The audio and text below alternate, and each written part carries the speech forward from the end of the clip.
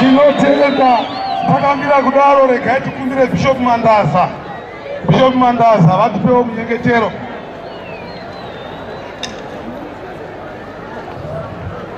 Bishop Mandaza.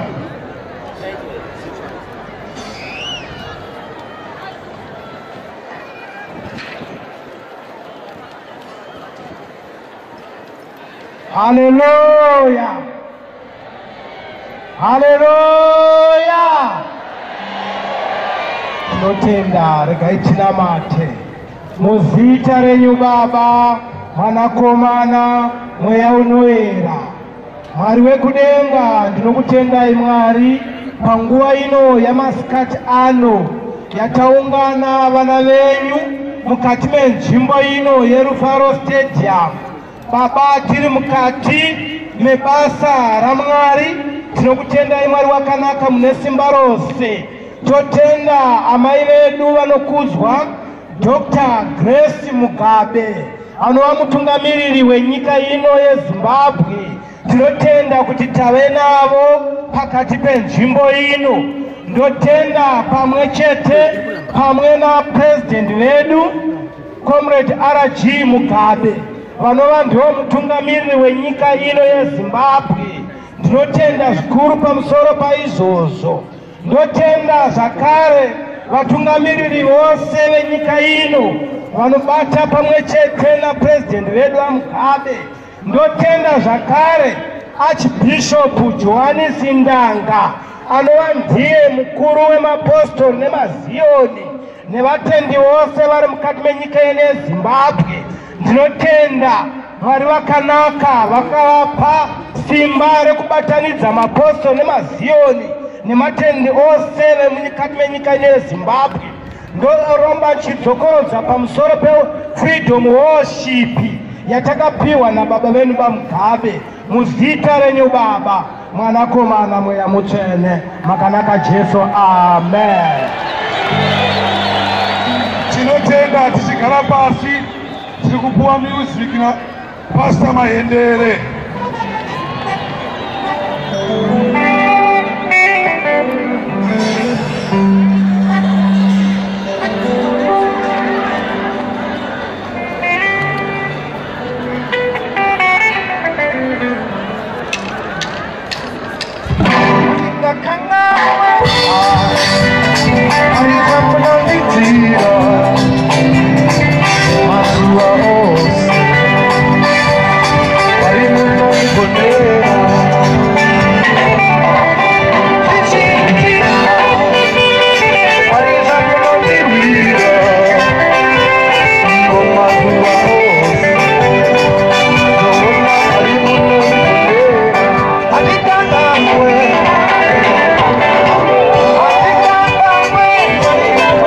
Yeah.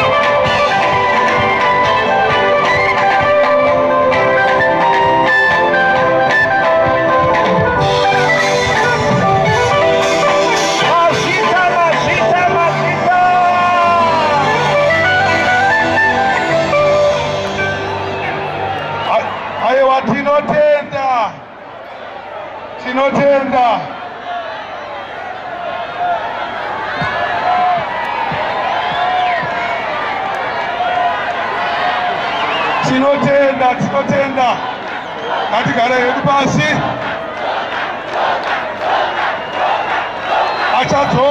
Achadzoka ari kuuya.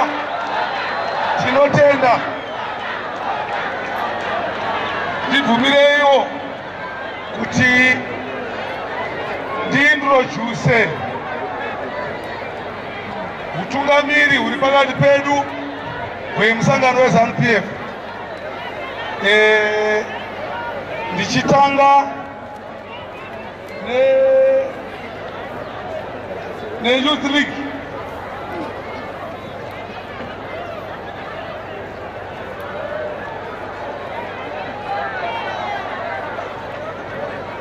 Kana paine mamwe machairman emamwe maprovince ari pakati pedu emayouth ngavauye.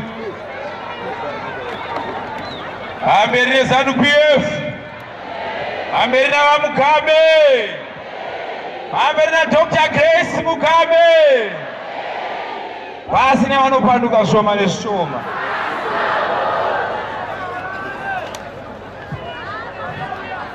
VaMugabe oye!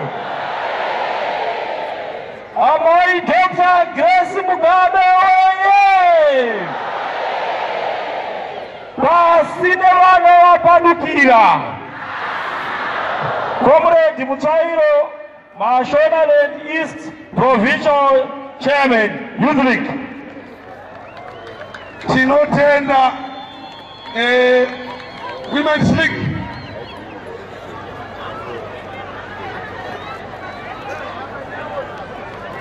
Hamberi neZANU-PF, President wedu Baba Mugabe, amai vedu Dr. Grace Mugabe, pasi nemhandu tine machairwoman auya kubva kuMarch East neMarch West.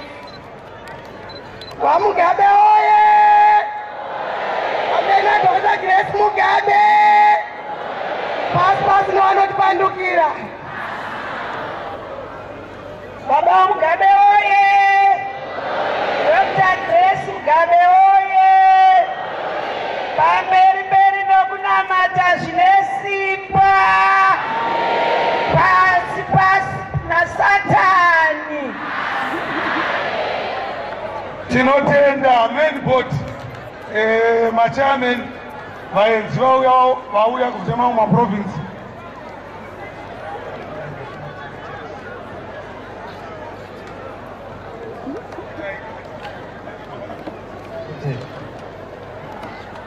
VaMugabe oye! VaMugabe oye! Dr. Grace Mugabe oye! Dr. Grace Mugabe oye! Pasi nevatengesi. Chengeta March West Provincial Chairman. Hamberi neZANU-PF, hamberi navaMugabe, VaMugabe oye! VaMugabe oye!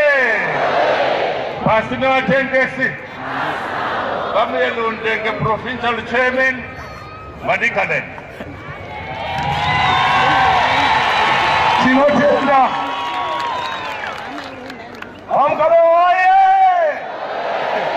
Hamberi nekuwina ma-election 2018. Mai Mugabe wenyu oye! Pasina Joyce Tsangirai, akamirira chairman weMashonaland East Province vari kupiga amai munemo zuva ranhasi, Comrade Mboshi. tinotenda tine here akamirira mawo collaborators.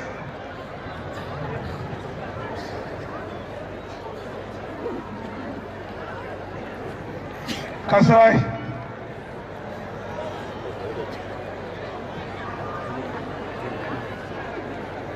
Pamberi na Comrade Anaji Mugabe, pamberi na Dr. Grace Mugabe amai vedu, pasi nevanovachema. aiwa tinotenda mawo veterans.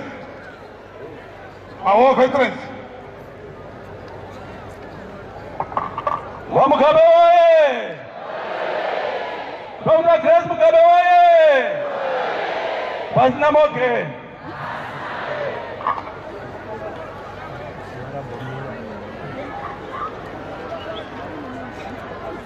Ex-detaining.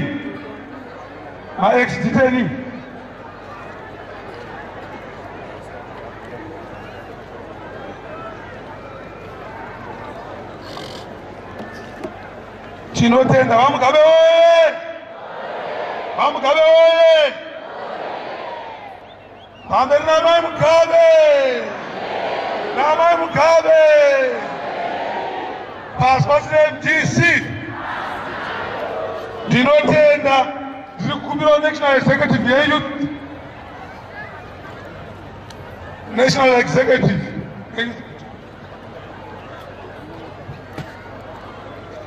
Vachitunga vana Comrade Chipanga. Amerina Mugabe. Amerina President Arachi Mugabe. Amerina Dr. Grace Mugabe. Apostoli oye! Sine vanorota vachitonga. Tinotenda National Women's League. Muchitungamirwa namai Undenge, Deputy Secretary for Women's Affairs. Hello, Community Secretary for Administration Women's League. Pamberine ZANU-PF. Pamberine President Robert Mugabe. Pamberine Mai Dr. Grace Mugabe. Apostoli oye! Azioni oye! Namatamari oye! Pasine vanorota vachitonga. Tinotenda several committee takangana ma MPs wanenge auya slogan Pamene ZANU-PF na Mugabe na Dr. Grace Mugabe. Apostoli oye! Pas nemandu. Tinotenda several committee members wanenge auya slogan Pamberine ZANU-PF. Pamberine Mugabe chete. Pamberine Mai Dr. Grace Mugabe. Pamberine machechizi ese. Pasina singazvifarire. Tinotenda ndibvumirewo nguva ino ndipe mai Undenge vapfuurire mberi nemaintroduction yedu. Tinotenda regai nditore nguva ino kusimudza National PC vedu vakasukuwere varizvo Minister weLocal Government. ZANU-PF oye! Ababa Mugabe oye! President Mugabe oye! Amai Dr. Mugabe oye! Mai Dr. Mugabe oye! Vana mati va Mwari oye! Apostoli oye! Pasi vanopandukira vatungamiri venyika yedu. Rugare vanhu vaMwari. Ndinotenda ndibvumirei panguva ino ndisumudze nerukudzo vakuru vauya pano. Ndinozviziva tine vakawanda, maministers vari pano, mamembers of parliament vari pano, mose munomakokwa vakuru. Regai ndichienda kuvakuru vatinavo pano.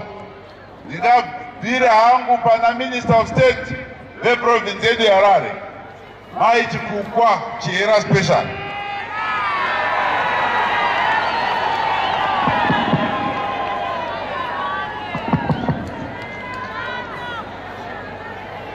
Pamberine ZANU-PF. Chitonga kwa baba wedu, His Excellency President Mugabe.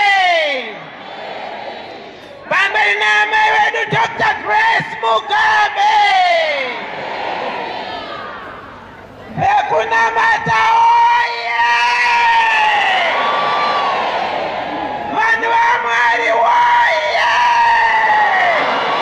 Pambeni na kuna mati na baba wedu na amai oye! Basi na wanopanduka makani yedu. Tinotenda aichikukwa takokwa pano zvekare naminista vedu vanova ndivo vari kutungamirira basa guru iri, Minister weSports, Recreation, Arts and Culture, Baba Makosi Nhlongwane.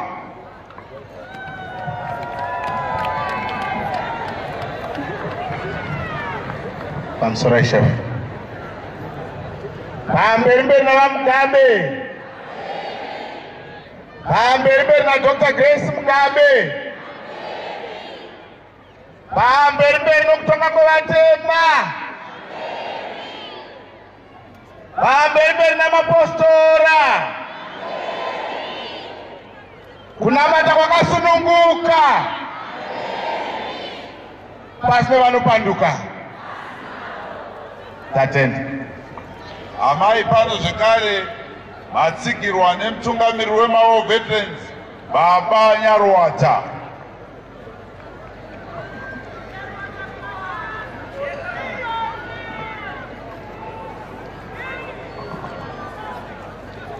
Pamberi neZANU-PF, President wedu wa Mugabe. Pamberi nekubatana. Pamberi na Dr. Grace Mugabe. Pamberi na Dr. Grace Mugabe. Pamberi na mawo veterans yedu. Wanamjipa chimkino. Maditenisi yedu. Pamberi na wanamati wetse. Pasi ne wajanyiri. Pasi ni wanu wanotuka wakuru wedu. Pasi ni wanu wanotuka wakuru wedu. Natenda mata. Natenda magona kusimbaradza nyaya yekufamba nengoma iyoyo. Vachiridzira vamwe ngoma. Pano zvekare amai tine nhengo dzepolitbhiro vamwe vose vangasumuka ndokumbira mumwe wavo Comrade Joao Mukuru Muteta Slogan.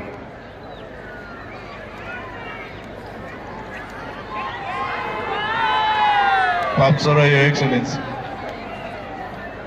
Pamberi neZANU-PF, pamberi na baba wa Mugabe, pamberi na First Lady amai vedu Dr. Grace Mugabe, pamberi nekunamata, pamberi nekuisa mari pamberi, pasi nevanopamba vamwe uroyi. Maita yenyu. Chairman nzvimbo yedu vatavengwa ndibva ndaenda pavakuru vari pano.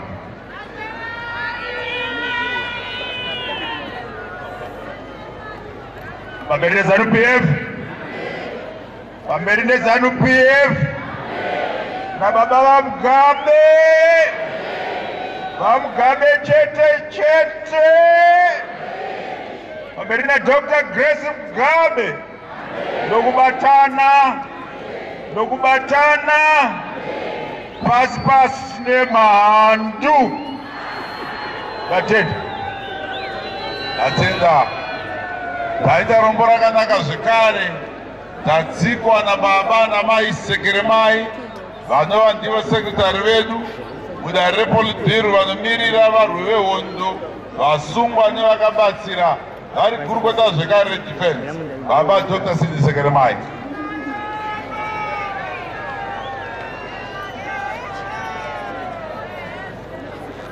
Pamberi neZANU-PF, pamberi na President Mugabe, pamberi na Dr. Grace Mugabe, pamberi nekubatana, Pamberi kunamata zvine simba. Pamberi nemapostori vanotsigira pati. Pamberi neWomen's League. NeYouth League. NemaWar Veterans. Basi neMDC. Atenda zvikuru. Ndibvumirei zvekare panguva ino ndisumudze munyori mukuru mumusangano wedu weZANU-PF, Secretary for Administration, vari zvekare gurukota rinotungamirira nenyaya zvemari munyika yedu yeZimbabwe, Baba Dr. Namai Ignatius Chombo.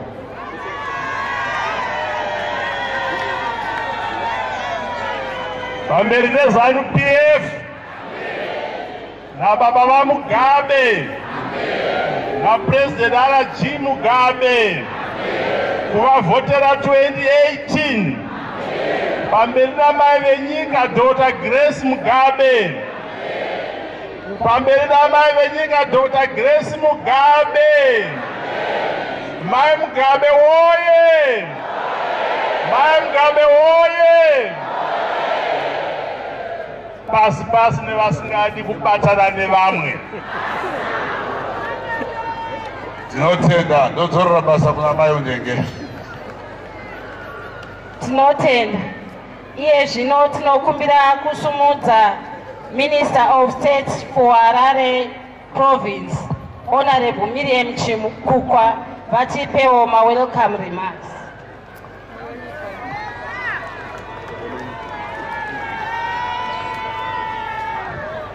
Pamberi nekunamata. Pamberi nekubatana. Basi nevasingadi kubatana nevamwe. Pamusoro amai Excellency Dr. Grace Mugabe. Pamusoro Minister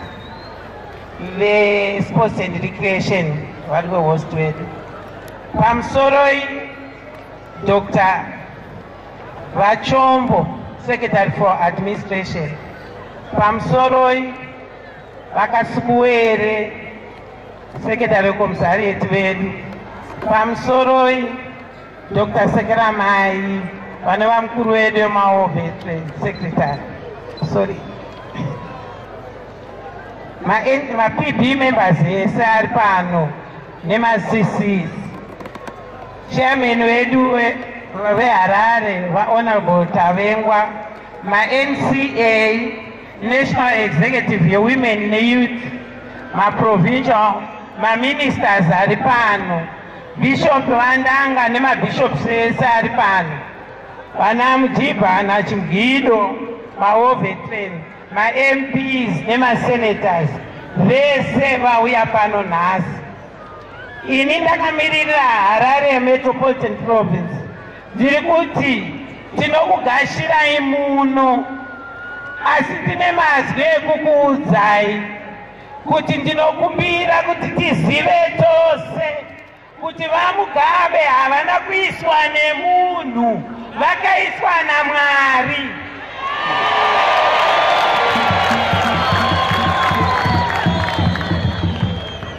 Tine dambudziko revanhu vanofunga kuti kati ivo varipo ndozvinoita kuti baba namai vange varipo.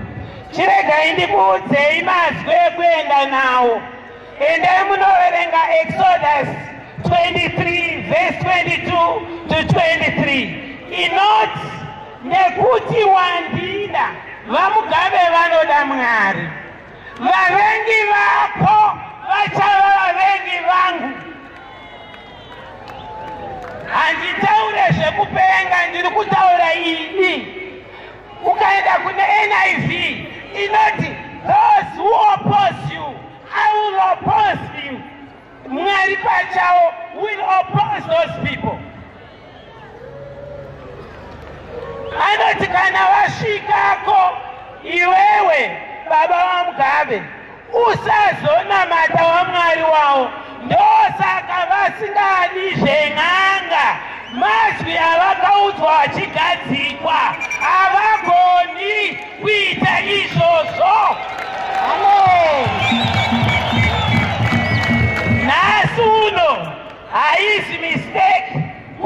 amai vauya pano kuti vemapostora muri pano. Nyaya iripo, shoko raMwari rinoti, dzokera pandakasangana newe iwe. Zvino pano ndo patakadzikisa mureza tosimudza wekuti Zimbabwe. No man will remove Mugabe. I thank you. Regerai titende tinotenda mashoko makuru atapiwa na Minister wedu of State. Ngatimbovaroverai maoko.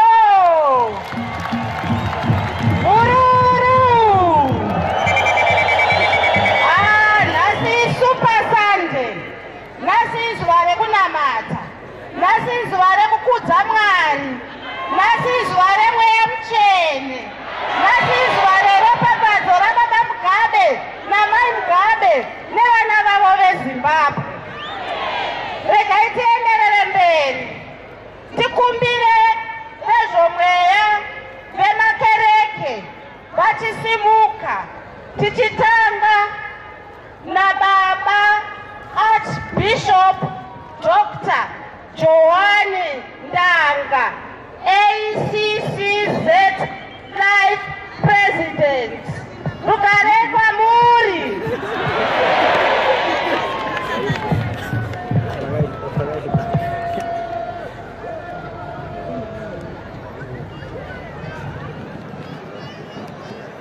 Ndiani varonga kudai? Ndiani varonga kudai? Mwari wakanaka. Mwari wakanaka. Ndiani varonga kudai? Ndiani varonga kudai? Mwari wakanaka. Rugarei kwamuri mose. Over to you, Baba. Amen. Hallelujah. Hallelujah. Rugare kwamuri. Mufaro kwamuri. Mufaro kwamuri. Mufaro. Tinotenda. Tichaverenga Bhaibheri ndapiwa rechirungu. Ndichazoti taurei ndapedza kuverenga Bhaibheri. Madzimambo yechipiri chapter 6 verse 32 inotiyo, but Elisha was sitting in his house, and the elders were sitting with him, and the king sent a man ahead of him. But before the messenger came to him, he said to the elders, "Do you see how this son of a murderer has sent someone to take away my head? Look, when the messenger comes, shut the door and hold him fast at the door. It's not the sound of his master's feet behind him." And while he was still talking with them, there was the messenger coming down to him, and then the king said, "Surely this calamity is from the Lord. Why should I wait for the Lord any longer?" Then Elisha said, "Hear the word of the Lord. Thus says the Lord, tomorrow about this time, a seah of fine flour shall be sold for a shekel, and 2 seahs of barley for a shekel at the gate of Samaria."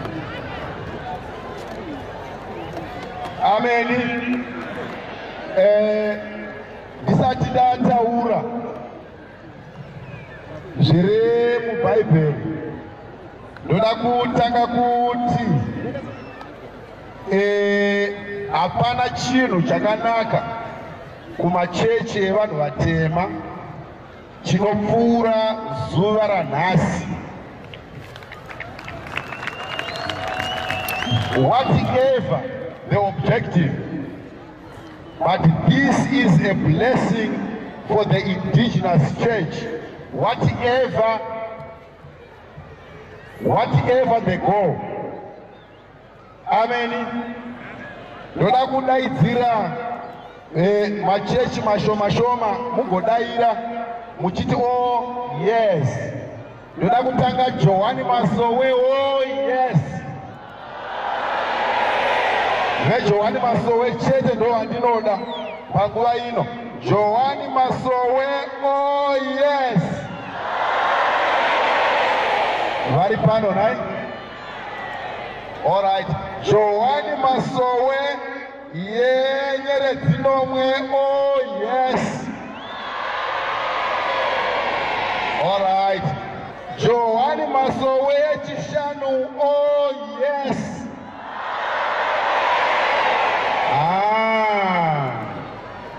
Okay.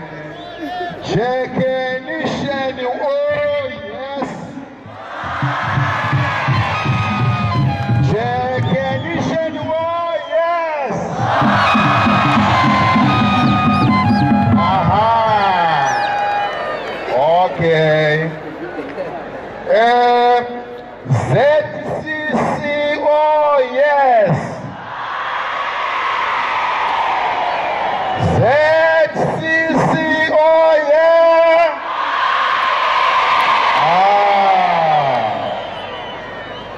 Zambuko oh yes. Zambuko oh yes.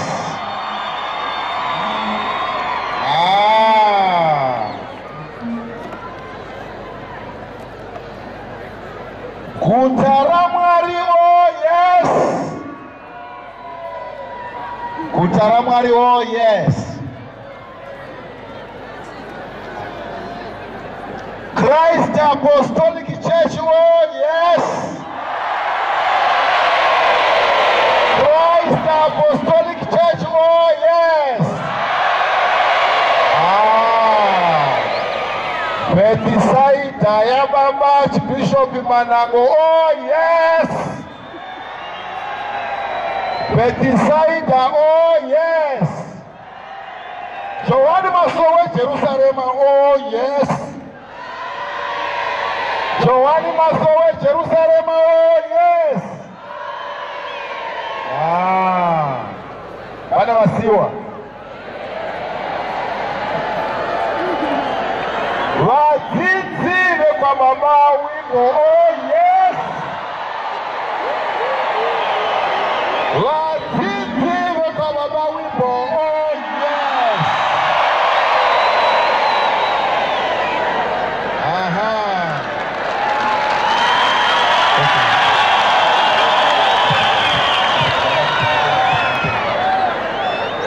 St. John oh yes.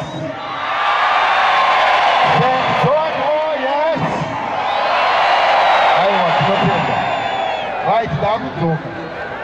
Pamusoro Your Excellency. Chokutanga ndokuti tinoda kuti zvamaita izvi zvisaitwa nguva yemaelections chete.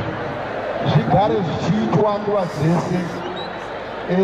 Isu samapostori namazioni tisi takahwinisa vaMugabe na 2013. Isusu tinozviziva, imimi munozviziva. Tisi takavahwinisa. Rugare mapostori kana tichitenda kuti takahwinisa vaMugabe muna 2013. Itai oh yes.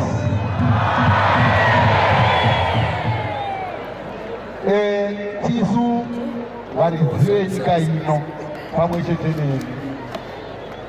Mamwe machechi ese kana akasakuvhoterai ndezvavo.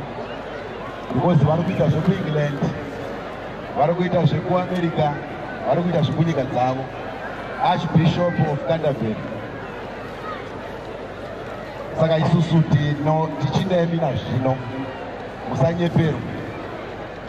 Musaudzwa nhema. Musaudzwa nhema. Tichinemi nazvino. VaMugabe ini pano ndakamirira vapostori vari pano. Nevose vamwe vasina kuuya pano. Ndini ndakavapa chitupa chokuti muchatonga kusvika mafa. Amen. Amen. Mapoliticians akaombera maoko, vana Sekaramai, vana Achoko vaivepo. Makadii kutaura paya. kuti no kusavapa ichi, toda kuti vatonge kusvika musi wakati. Takavapa kuti tongai kusvika madini. Saka mune mandate muudze vaMugabe kuti zvanzi izvona mapostori muchiri nemandate iya yokuti mutonge kusvikira mafa. Amen.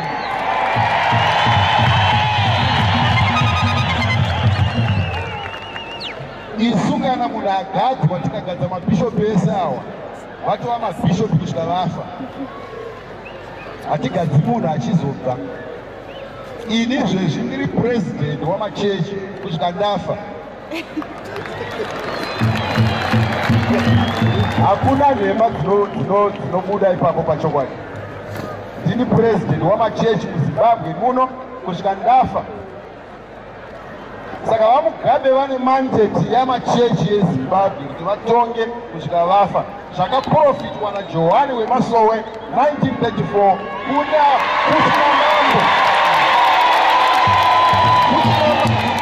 Kuchina mambo akanga achinzi Mateo Zimba ndiye akanga ari mambo muna 1934, akaprofita kuti mwana wenyu ndiye achatonga nyika ino kusvikira afa na 1934. Saka vanhu vese vakazvarwa after 1934 havazive izvozvo. Ameni. Inharo dzekusadini dzekusaziva. Zvinhu zvaMwari hazvikwanisi kuchinjwa naanyone. Anyone born after 1934 is ignorant of this. Mweya waMwari wakanga wavapo. Ameni. Saka kozoti pane politics dzokuti president na first lady vanhu vaviri vakasiyana.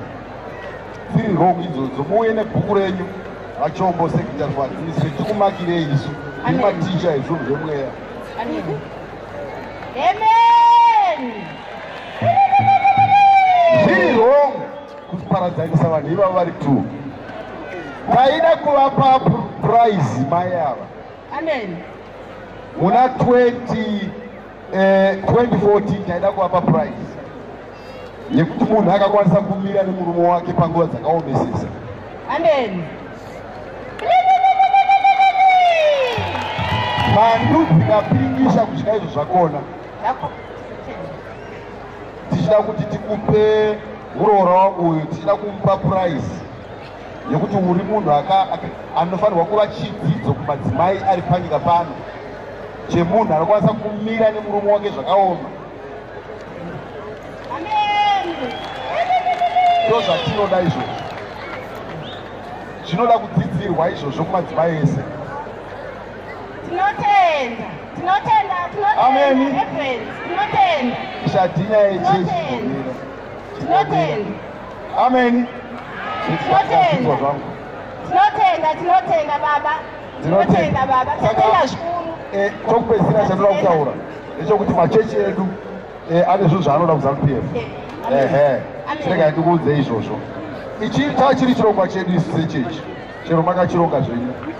But tipewo mukana iwoyo kuti chedu. Number one, tinoda hatidi kuva pasi pe-Traditional Medical Practitioners Council. Amen. Yen'anga hatidi. Tiri pasi pe-ministry yeculture yamakosinzho ndo patiri papo.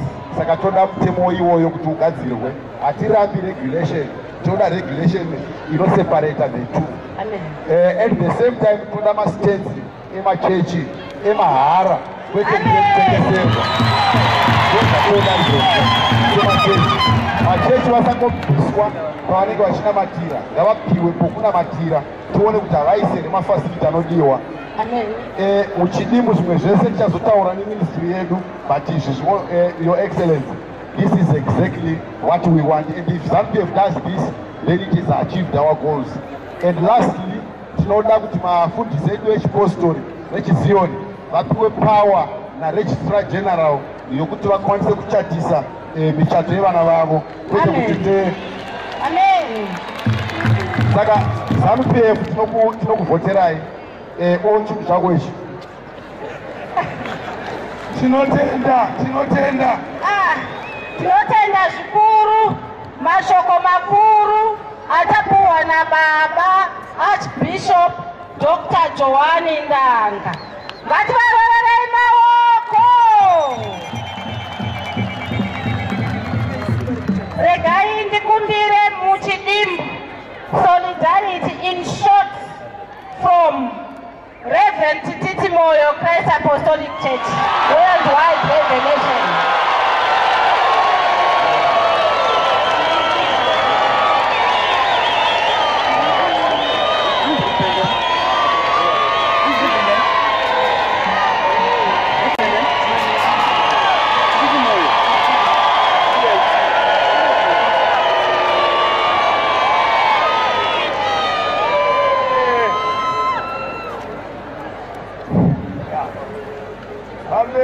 Reverend Mugabe we.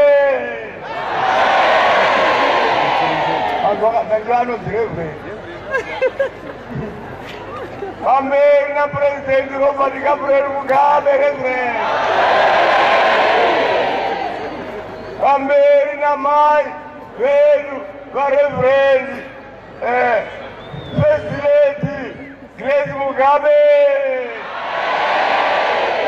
my Reverend. Vakazikanwa naMwari vasati vazvarwa. Muchiprofita chatinotaura hachirevi chinhu.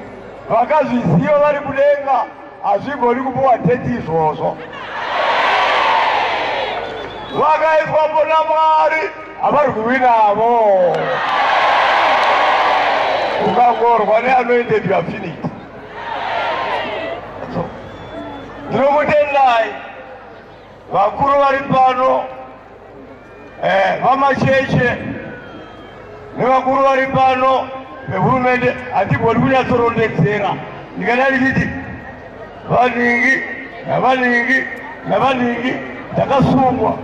Hatigoni kurondedzera izvozvo, asi munondinzwa somwana wenyu ndokukwazisai nokukudzai kwazvo imi matenderwa kuti muve pano nhasi. Shoko raitika nhasi kuti rive panapa, pane chirevo chikurukuru chichateera izvozvi. Ndinotendai kuti Mwari ngautungamirirei zvikuru. Handina kumaona zvakadai. Ndoda kupa just one reason. Munhu womukadzi anoenda kunotenga manabukeni kuva achigadzira vana vavamwe vanhu vakazvarwa kwaasingazivi, otambudzikira zvinhu zvakadaro izvozvo. Handina kuona nyika kana kumiro kupi zvakadaro. Vamwe venyu hamunzwinizi zvinhu zvakadaro. Vanhu vechikadzi munondinzwa, hazviitwi. Ukatora mumwe mukadzi aine vana vake wanga aripoya haadi vana ivavo.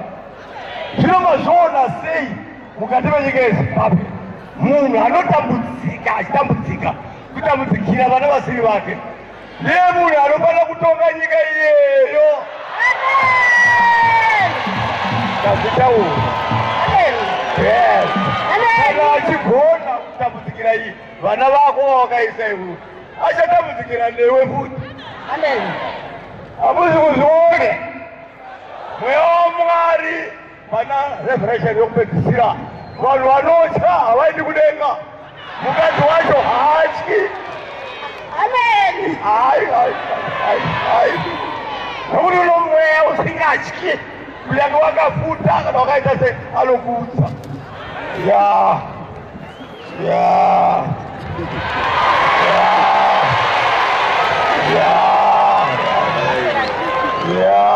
Ekandovanudikwaka Mwari hana respect. Anokuudza kana uri rogo zvakati, kana uramba uchiramba wofa. Die. The destiny, that is fixed. Ndonyaya iyoyo. Saka ndinotenda kwazvo ndotauripo. Dai baba ine nguva ndikadai ndaitaura zvikuru. Pane zvizhinji nyika ino yeZimbabwe inoyi yakapuwa murume wekutonga uyo zvichibva mumabhuru. Zvakabva kudenga kudhara mari. them. No, no, man. Can I put my three to say? Which is right from my three. You had to walk together and take a six. And at the age you can see, he can move, he can run. You can do that. You must wonder who can see. I was going to visit him. Wondering, you would home where? Yeah.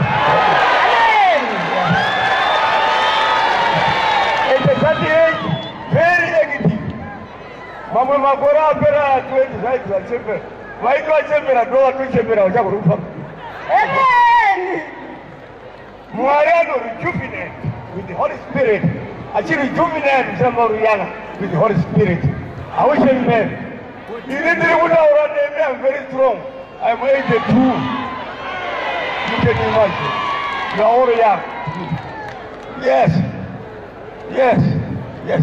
Yes. Yes. No tender. Zaitwa bado. Siribu te wakulega. Zuruga. Wapishopa. Wapishopa nanga. Wakaita baza guru. The unity. Shogoro kupetisia. Atike tishina mata. Silone pera rugari.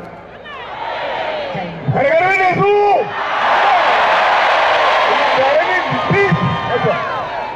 Peace. Ah, green that. That's all. I don't know what's here. I'm going to give you a matamur for that. Now, did you get me carrying Saka Zimbabwe? You know, you Kutera, Popo, Yakaropo, you know about Mamari.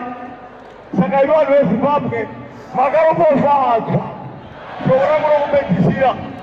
So we're not going to get whatever Zimbabwe, you got this, the charity. Mari, Ari, Bob. Chinotenda. He got those at Richard, Mari, Ari, Bob. Amen. Chinotenda, Abatiti. Yes. Abatiti, Chinotenda. Yes. Chinotenda. Chinotenda. What have I been going? I think I'm going to, yeah. Well, that's how we improve. No, that's it. Ngatitenda iti kuchirema oko tese. Tinokumbira Bishop Manango. 1 minute, 1 second. Bishop Manango, exciter.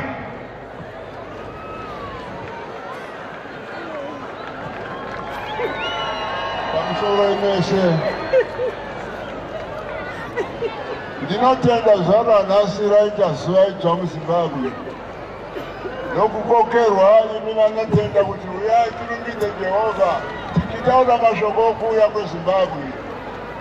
Kuuya kweZimbabwe vaMugabe vakataura tiri paground vachiti Zimbabwe ichatongwa navanotenda netsika dzamadzibaba.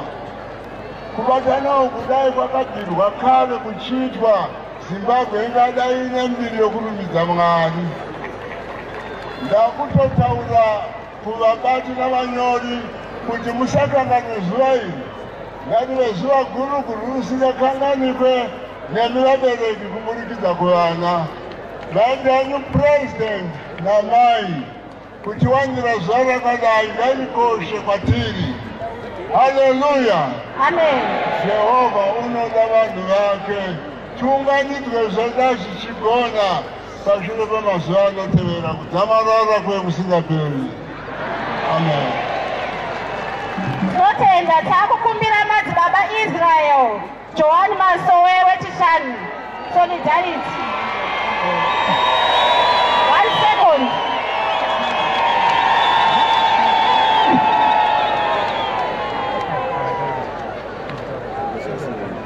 Pamberi na Comrade RG Mugabe. Pamberi na mai vedu Grace Mugabe.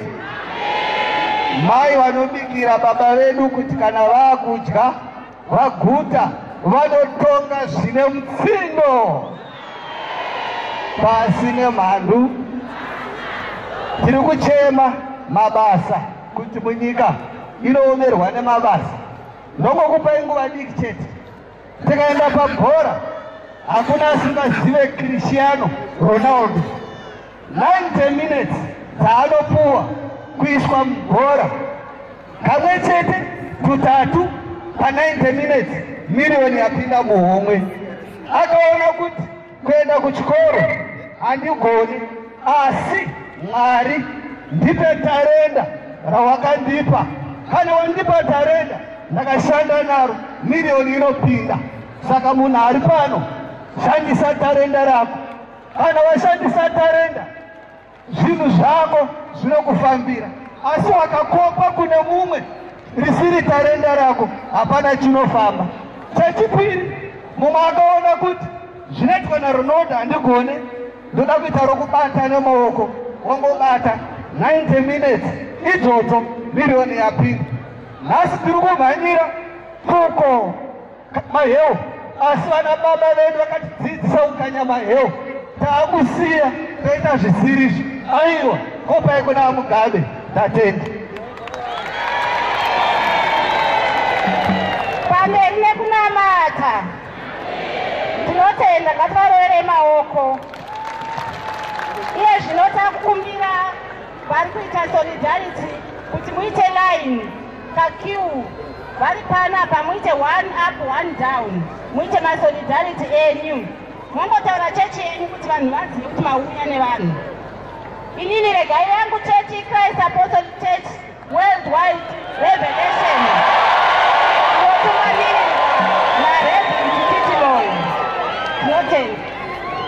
Pamberi na baba Mugabe. Baba Mugabe oye. Pasi na MDC. Pamberi na Dr. Grace Mugabe. Dr. Grace Mugabe oye. Pasi na MDC. Ini ndinoitwa Bishop Machaya wetasunungurwa Apostolic Church. Ndinoda kutenda amai Dr. Grace Mugabe nekuwake kutanga kuunganidza apostori wese nemachechi akasiyana kuti tibatane tiite chinhu chimwe chete. Kunyangwe dai manga muri mumachechi tainge tisingawirirani, asi nekuda kwaamai ndikaona muPentecostal taakuwirirana, ndikaona veJohani Masowe taakuwirirana. Mashoko ekupedzisira ndeyekuti munhu anonzi mupostori kana achitsigira ZANU-PF haasi wrong, nekuti ndiyo hurumende iri kutonga kuita zvematongerwo enyika, kuita zveopposition pasi neMDC.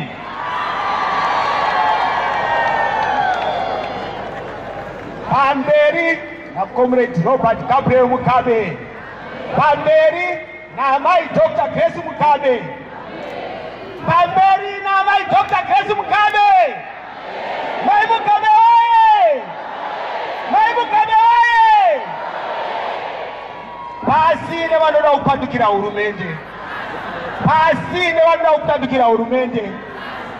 Chechi yedu guta raMwari tinotsigira zvikuru utungamiri huripo, tichitsigira amai Dr. Grace Mugabe nemashoko avanotaura echokwadi. Pana Mwari unotaura chokwadi, pavanomira pese vanenge vachitaura mazwi echokwadi anoita kuti nyika ienderere mberi, nyika ibudirire. Ukataura chokwadi, nyika inoona ichibudirira. Saka amai, ndinoti simbai makadaro nekusimba muchitaura chokwadi. Utsigiro guta raMwari hwakazara kwatiri, tinokupai utsigiri iwoyo. Pamberi nemaamai, guta raMwari iri pano inokutsigirai nekusingaperi. Tinotenda.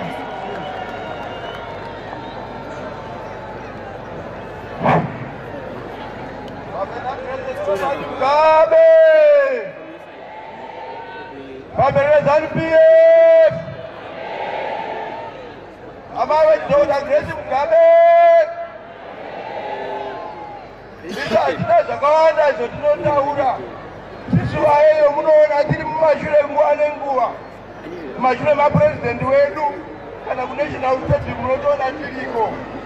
Chimwe chetecho taida kutaura kuvanamati vedu tese. Tibve kamwe yaka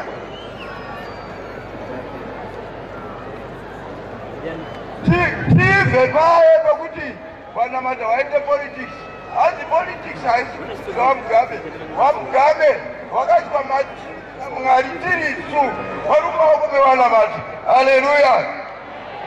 Tinotenda chiregai ndimhanyise nguva ndingokuintroducai. Ndipewo zita renyu nechechi titaure. Uyai pano. One minute. Pamberi Comrade President R.G. Mugabe. Pamberi Dr. Grace Mugabe. Pamberi mawa veterans. Pasi nechinja. Ndoda kutanga nekuremekedza our president Comrade R.G. Mugabe nyanga wasi pano pamwe chete naamai. Amen. Ndichiremekedza utungamiriri hwese uri pano.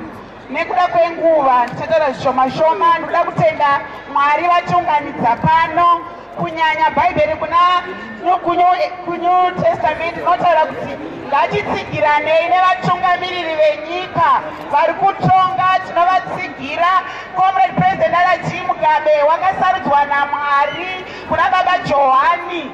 Saka nhasi toda kutenda baba namai nekuti Union Jack yakachira muno murufaro. Saka pakutanga Mwari kuna Genesis ndo zvinotaurwa. Saka nda kutenda amai, titenda zvena baba wedu Baba Ndanga vachiunza muno kuti pakutanga Mwari tauya muno muground yeRufaro Stadium makachira Union Jack kuti tiremekedze Mwari kuti Zimbabwe 2018 irambe iri kuwatema wa President R.G. Mugabe wachitonga pasi nemdisi.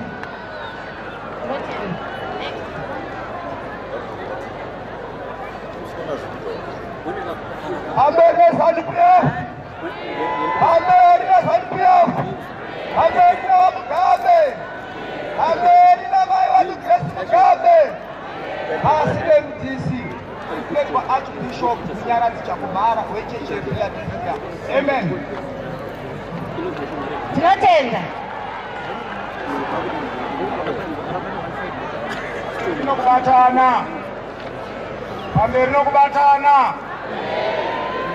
Pamberi na President wedu Comrade Robert Mugabe.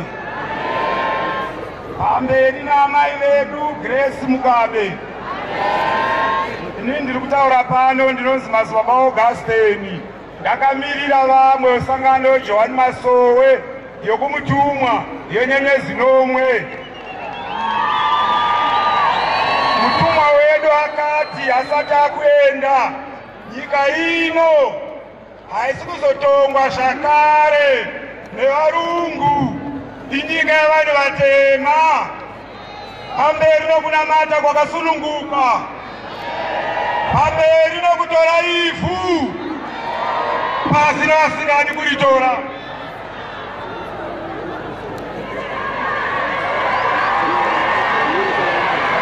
Pamberi nemusangano weZANU-PF. Pamberi na Dr. Grace Mugabe. Pamberi na Comrade Robert Gabriel Mugabe.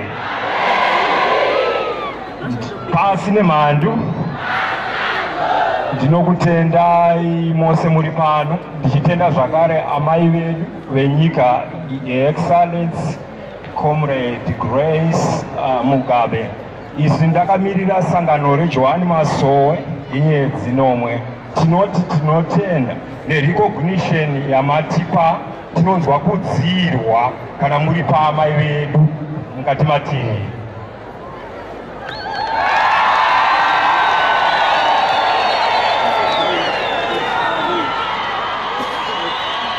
Mugabe oye! Dr. Grace Mugabe oye! Ine ndiri mudzidzisi Lemson ndatumwa naWimbo kuna amai kuzokuudzai amai kuti zvanzi naWimbo kubva 1957 pavakataura kuti Mugabe ndo vachatonga vachasunungura nyika ino. Nanhasi nekusingaperi tinenge tiri kumashure kwavo. Musanyeperwe nechumapepa. Tinonyeba kuti kune chimwe chiprofiti chakazodzinga, kune chimwe chete chava Mugabe chete.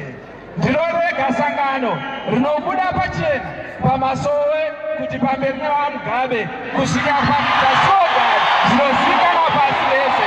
Pasi nemhandu.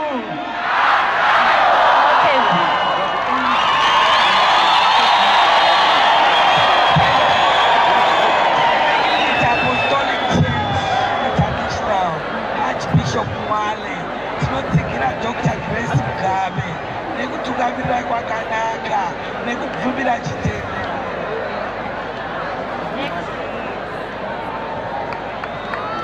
Mfaro kwamuri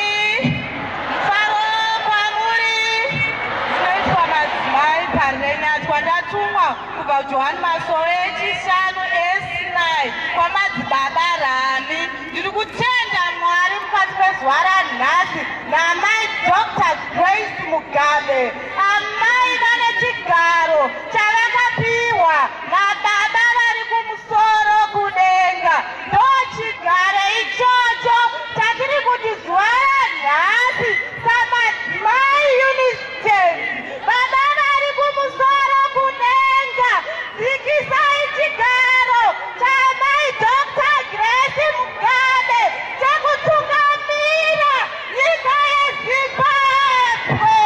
Vari vice president wenyika ino yeZimbabwe. Ndinotenda mutumwa Gabriel, ndinotenda baba vari kumusoro kudenga. Amen, amen, amen, amen, amen. Rufaro Mamore! Pamberi nekubatana! Pamberi nesungano! Pamberi namabandu vandanga! Vakasunganidza masangano. Dzinoitwawo madzimai mvuro vanonamata Johani Masowe echishanu chinhyo yeJerusarema.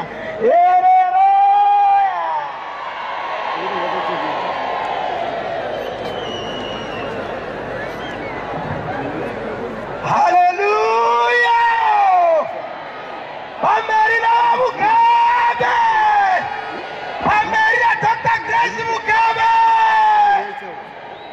Inindri Archbishop Masuka weZambuka Apostolic Church.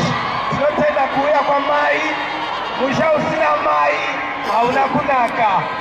Mai vauya, zhara wakaura mazvita. Pamerina Comrade Robert Mugabe. Pamerina mai. Ini ndakamirira Zion Christian Church. Ndakamirira Bishop Nehemiah Mutendi. Vari overseas. Vamoti rugare ngarueneni. Pamerina kubatana. Pamerina kunamata.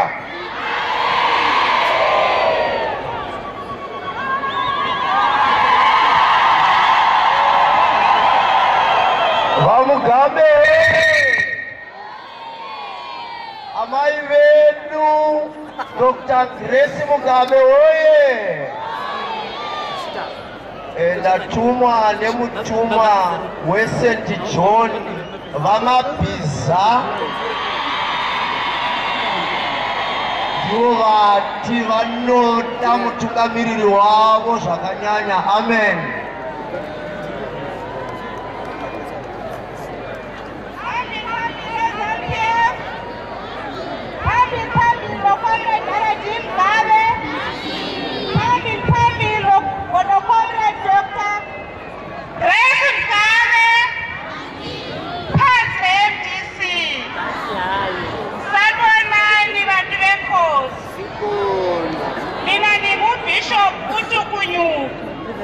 Ngiyataba ukuthi sihlangene nomama wethu namhlanje.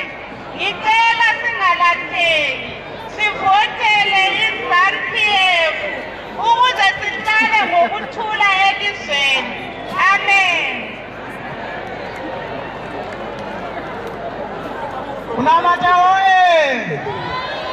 Unamata oye! Pamerina Mugabe! Pamerina Dr. Grace Mugabe! Pasi nevanovavenga. Ndinonzi Bishop Honest Mpepe kuyera Apostolic Church. Tinotsigira zvizere amai vedu nababa vedu kuti varambe vachitonga. Haleluya! Asi taita dambudziko rokuti kuchechi kwedu kune vakati wandei vasati vawana zvitupa muchibatsira vakwanise kurejesa vavhoti. Pamberi peZANU-PF pamberi naComrade Grace Mugabe. John 1 verse 5, as I was with Moses, so shall I be with you. As I was with Moses, so shall I be with you. Hallelujah. No man shall be able to stand before you all the days of your life. Hapana munhu achamira pamberi paComrade R.G. Mugabe, pamberi paComrade Grace, unity, peace and development.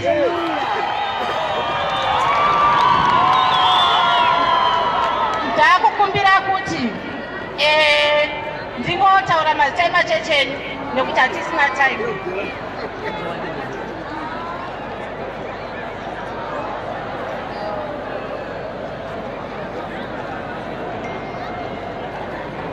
Pamberi nekunamata zvakasununguka. Pamberi nekunamata zvakasununguka.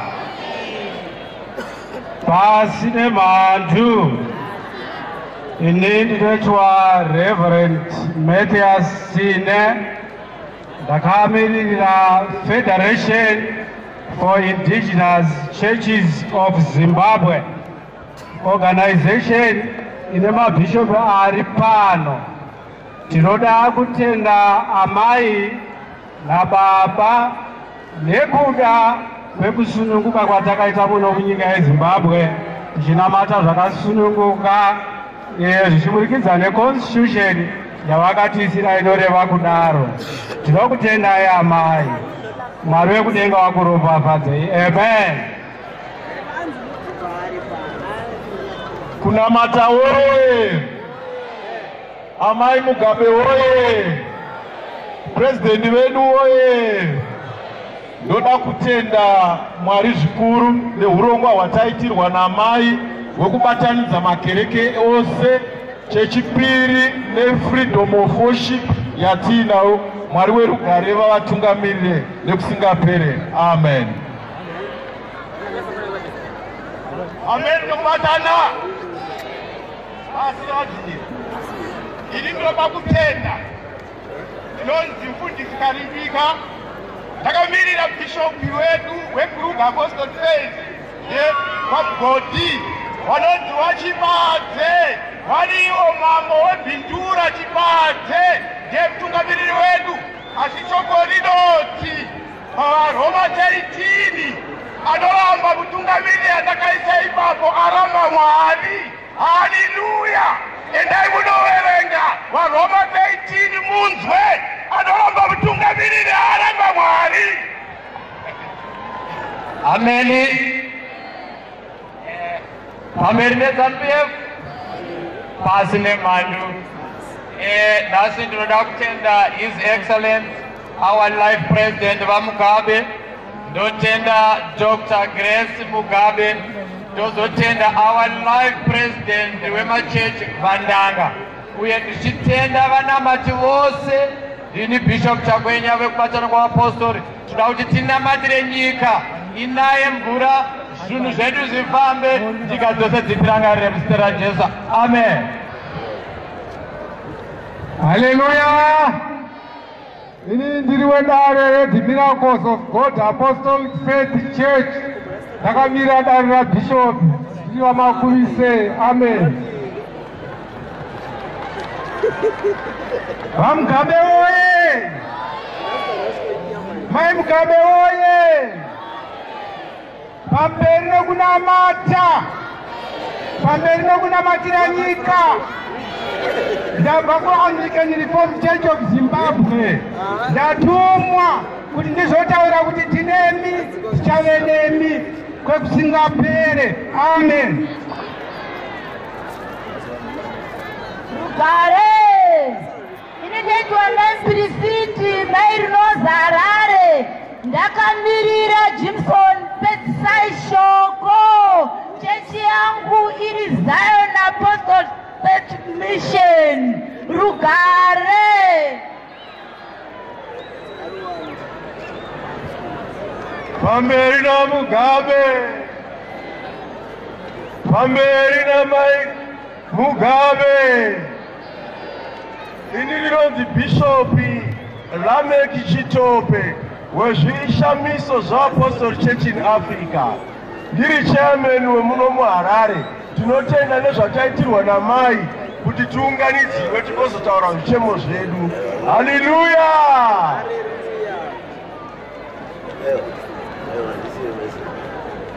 Zita rangu ndinonzi Pastor Musapaidze, ndakamirira boka rinonzi Gospel of the Kingdom of God. Ndoda kutenda zvikuru kuna Mwari vangu vaita kubatanidza vanhu vese vari pano. Chandinokusiyirai zvikuru sei kune vanotenda kuti imendeti yedu vatendi kuti tinamatire vanhu vose kuti tizogara upenyu hwakanaka hune rugare nekusingaperi. Amen.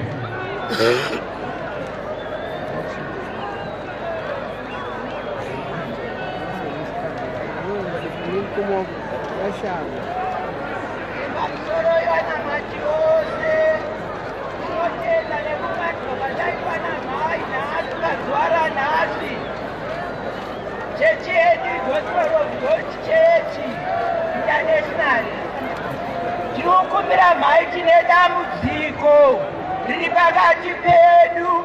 Wana wenyu tiri kutadza kunoungana pasiraini pakarara baba Johani nekusawirirana.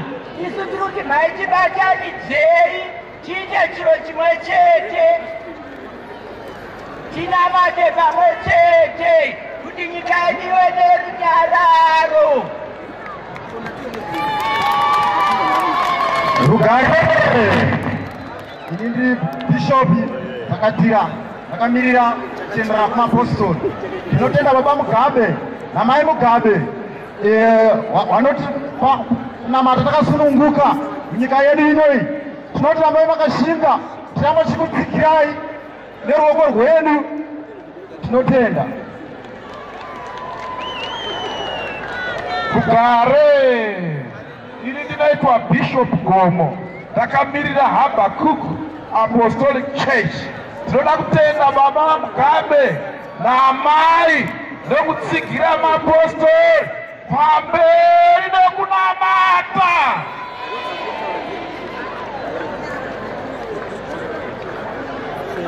Mugabe pamberi namai vedu. Ini ndinaitwa Archbishop baba Gwatidzo Nyameneka, ndinobva munyika yeKwanyangero kwaChiotsa kumahusekwa. Ndinotenda nebasa rataunganidzwa navaida baba pano kuti vapostori vese tirambe takabatana. Sangano yandinotungamira rinoitwa Zimbabwe Apostolic Church of Pentecost iri kuSundance muna Nyameneka. Iri kutendana.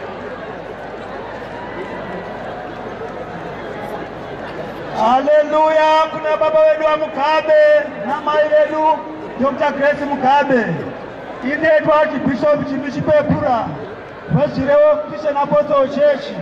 Mashoko angu okutanga anoti mai na baba ina mai imwe chete avaparadzaniswi. Anopandukira baba, apandukira mai, apandukira nyika. Tavheta anoti wakapandukira Sauro akabayiwa nemunondo akafa. Pasina wapanduki wose. Tendai, regai ndimhanye kunopa baba Bishop Mwazha vari pasi.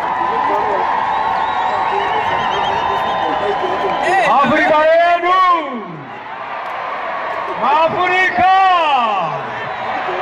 pamberi na Mugabe, pamberi na mai President Gabriel Mugabe, pamberi na Dr. Grace Mugabe, mai vanoziva, mai vakangwara, vanodedza vana kuti uyai nezvichemo ndikugadzirirei.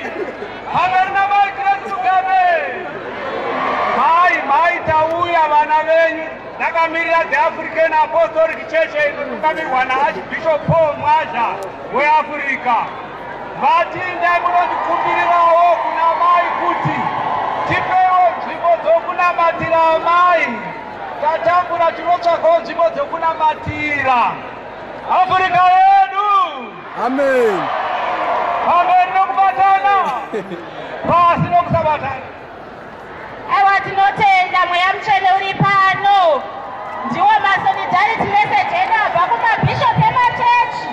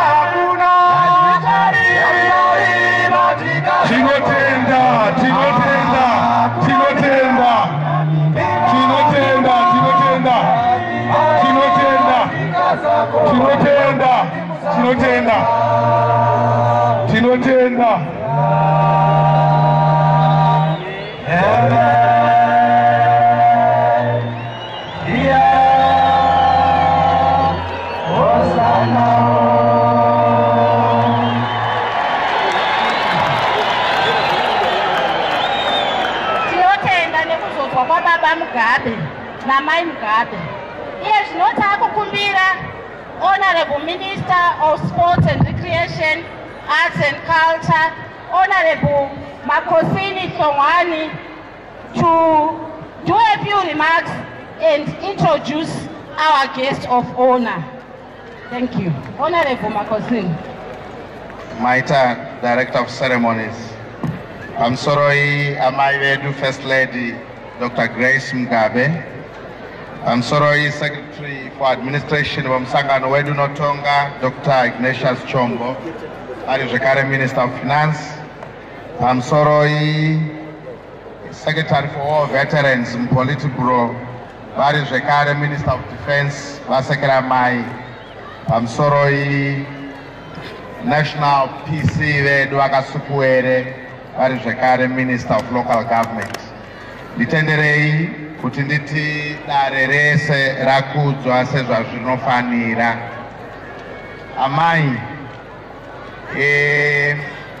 vanhu vakaungana pano ava vanhu vafamba nehurumende yedu kubva munguva yehondo, vanhu vasingagoni kupanduka, vanhu vakaungana pano.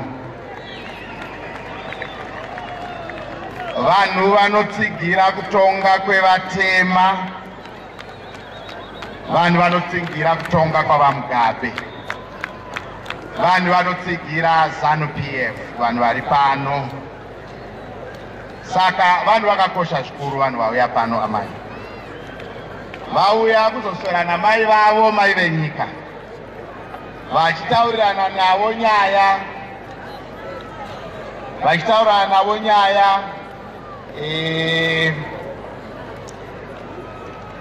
dzekuti mukushanda kwavo basa, mukunamata kwavanoita, zvinyi zvinovanetsa. Ndichataura zvishomane zvacho saminista wavo. Vanhu ava mai vanotarisirwa pasi mumakanzuru mavakagara. Ava vanhu vanotarisirwa pasi, havana nzvimbo dzekunamatira dzakanaka. Pavanenge vainadzo nzvimbo dzekunamatira, vanomhanyiswa vakabviswa pane imwe nzvimbo vachirasirwa kune imwe nzvimbo.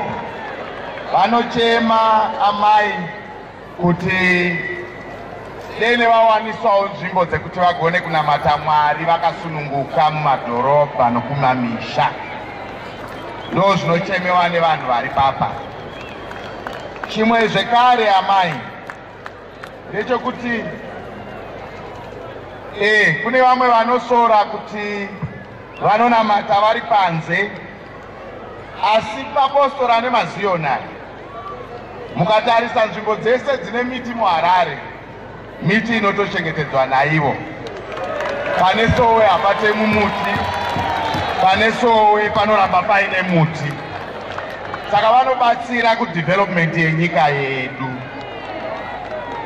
Vana ava zvekare amai vari kuti sechechi dzechivanhu vanoda kuti kana pachiita zvirongwa zvinosanganisirawo kuti kuwaniswe mastenzi vasasiyiwa kumashure. Ivo vachitengawo sekutenga kunoita vamwe vana venyika, vanoda kuwaniswawo mukana unoita kuti sevanamati vagone kutengawo mastendi nemutengo wakachipa sezvinoitwawo vamwe vana muZimbabwe. Zvimwe zvekare amai ndezvokuti ava vanhu ava vanonamata nenzira dzavo dzakasiyana-siyana. Vanotaura kuti vane role mudevelopment yenyika yedu kubudikidza nechinamato chavo. Nyika haigoni kuita rugare nerunyararo kana ivava vasipo vakagara mumateresa. Nyika inobudirira chete kana ivava tikavacherechedza, kana ivava tikaziva kuti varipo, kana ivava tikavaremekedza. Vanoda kushanda nehurumende yavo, havadi kuramba vari kumafringes edevelopment. Vanoda kuva padhuze nehurumende yavo, hurumende ichiziva kuti varipo, ivo vachinamatira hurumende yavo. Vari kupa kutenda Chef First Lady na president vavo, president vedu, First Secretary womusangano wedu vaMugabe. Vari kuvatenda nechinangwa chokuti vakatipa, vakavapa freedom of worship. Kusununguka kwakaita nyika ndiko kusununguka kwakaitawo mapostora nemazioni, kuti vabvumirwe kunamata manamatiro avanoda. Saka vanoda kutenda zvikuru vachikumbira kuti muvasutire kuna baba vaMugabe kutenda kwakakura seizvozvo. Ndoda kupedzisira nchiti mabhishop akagara pedo nemwe apa amai, vamwe vari kurudyi gwenyu, vamwe vari kuruboshwe, vanotaura kuti vane chekuita nedevelopment yenyika ino. Vanhu vakakosha, vanoda kuti tivaremekedze, vanoda kuti tivarecognize. Kana vakataura chete kumasangano avo, pano pauya masangano anosvika 531 ari pano nhasi. Vakataura chete kumasangano avo, zvavataura ndo zvinoitwa izvozvo. Ndidzo nyaya dzabva kune machechi auya pano vachisvitsa kuhurumende yavo. Isusu seMinistry of Sport, Recreation, Arts and Culture toda kushanda navo vanhu avo. Hatidi kuvasiya vari kure sekutumwa kwatinoitwa naPresident wedu vaMugabe. Tinofanirwa kuti tishande navo, tibatanidze nyika yedu, ticherechedze kukosha kwebasa ravanoita. Tatenda zvikuru First Lady. Pamberi navaMugabe, pamberi neZANU-PF, pamberi naDr. Grace Mugabe, pamberi nokunamata kwedu, pamberi nemapostora nemaziyoni edu, pasi pasi nevasingadi kutsigira vanonamata. Tatenda.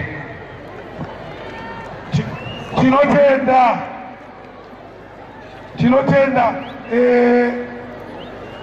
tichiendesa basa mberi, tiri kukumbirawo veJekevisheni kuti vasimuke vambotirora mbichana tichiprepare kuuya kaGezogona wedu.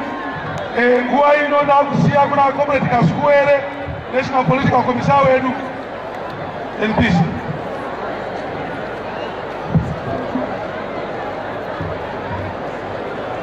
Uyai nekukasira veJekevisheni mumbotambira amai yekukasira.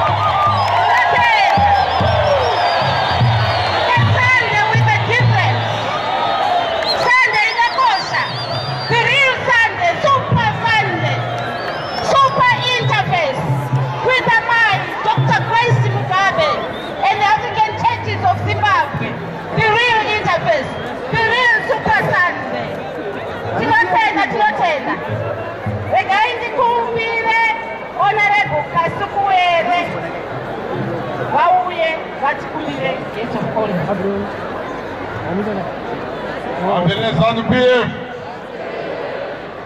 Ambele Zanu PF. Ambele Presidentara Jim Mugabe. Mugabe oye. Hai Dr. Mugabe oye. Ambele Mnamata Mwari. Waje ukanganza kwamba kwenyika zvakanaka. Ndibvumirei panguva ino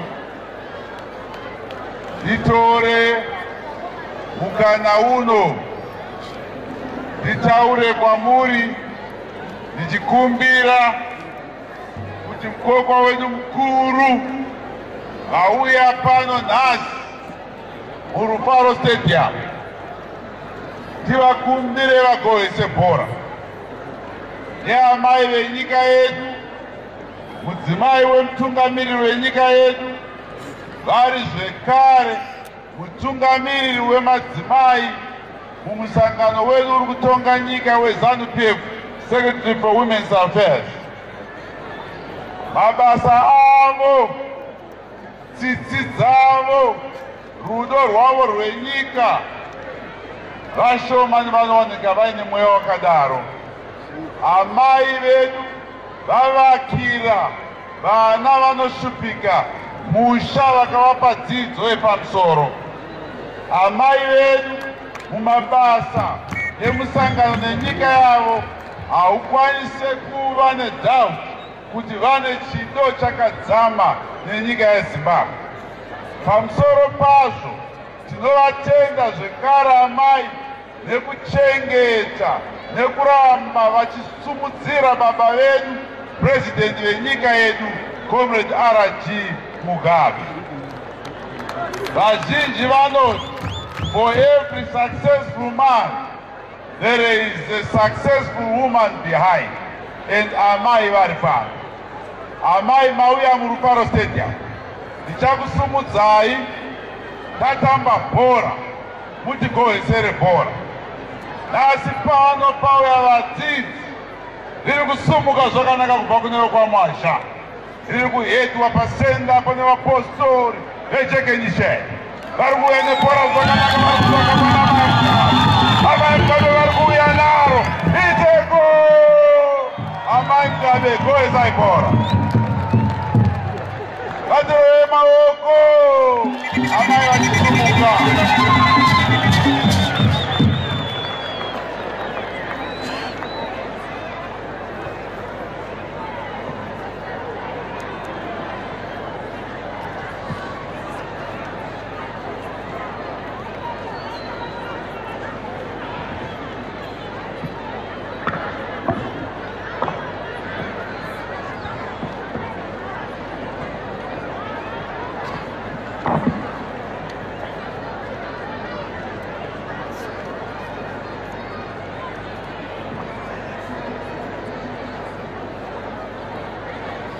Pamberi mberi nokubatana,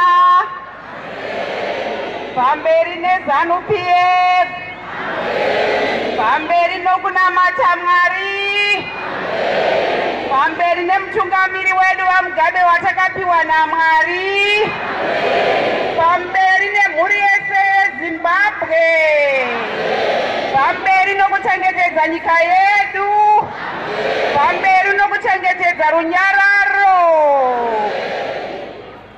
pamberi nokunamata nekunamata muchokwadi, pasi nevasingadi kunamata, pasi nevanoreva nhema.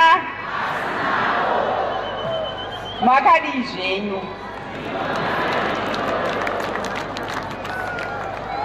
Ndiri kufara chaizvo zuva ranhasi kuti tiri pano paRufaro, panhandaro yeRufaro Stadium. The president of the police, I think,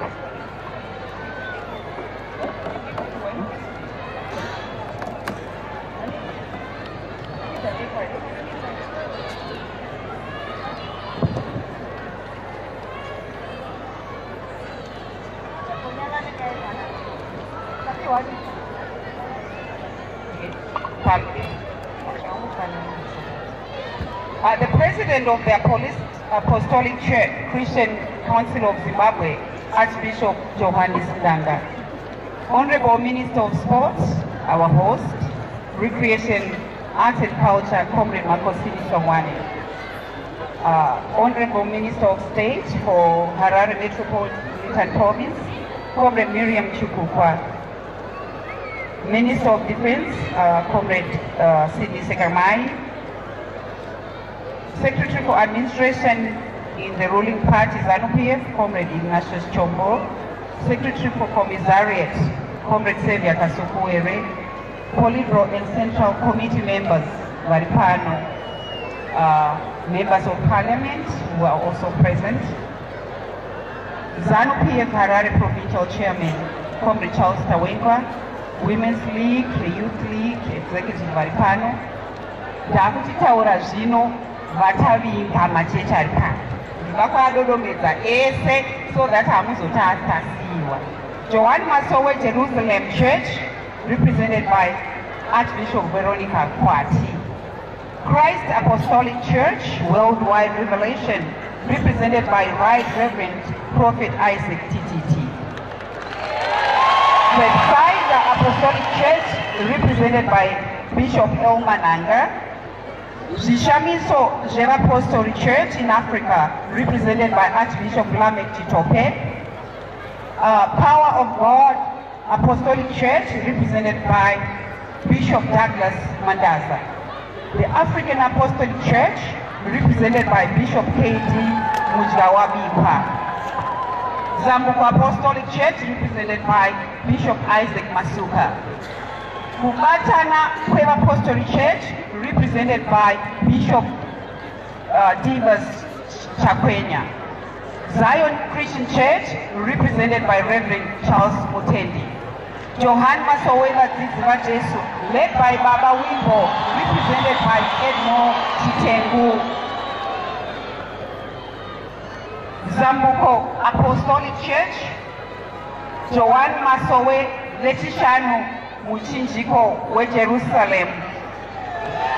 St. John's Wemapiza,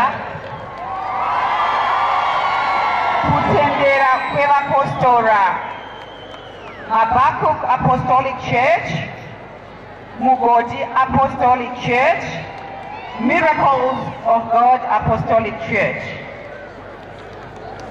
And other church members who are here with us today. War veterans, war collaborators, ex-detainees and restrictees here present, senior government officials, ladies and gentlemen, comrades and friends. Ndinoda kuti ndinofara zvikuru nezuva ranhasi Super Sunday.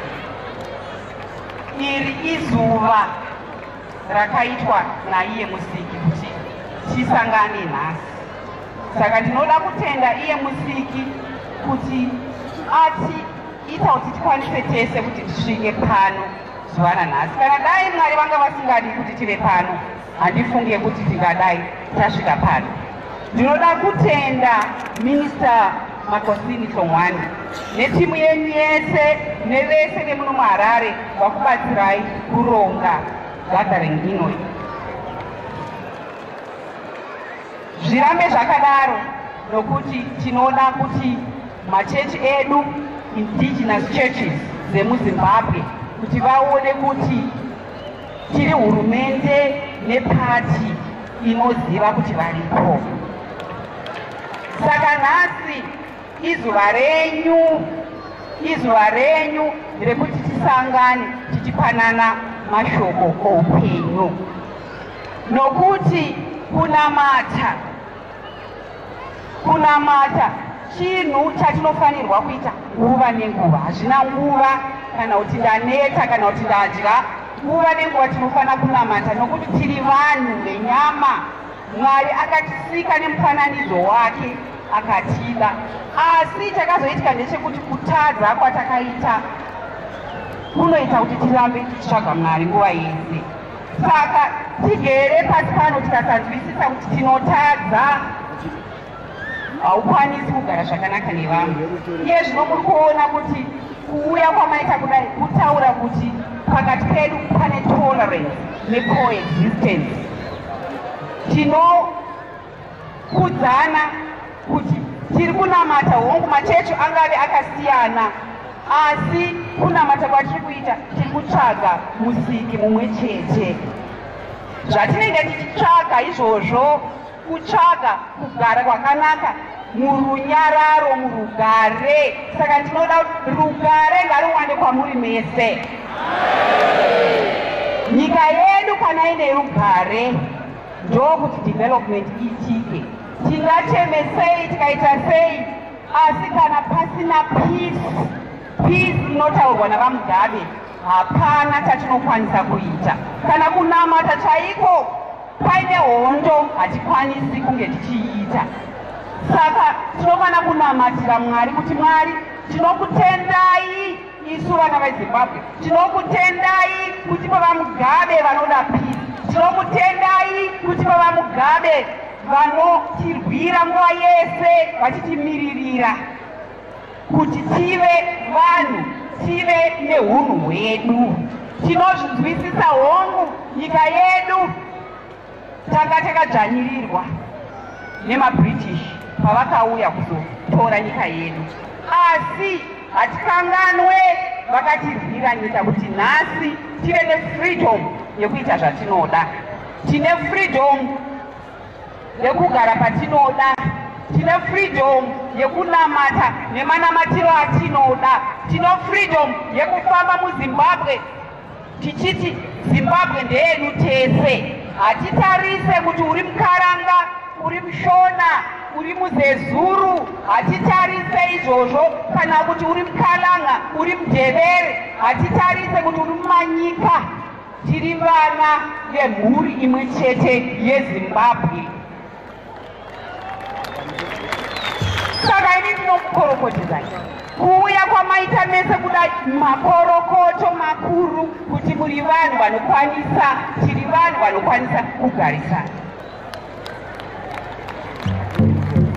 Tichinzwisisa kuti Mwari akaona kuti isu tiri vanhu verunyararo, Mwari anotipa mablessings akawanda.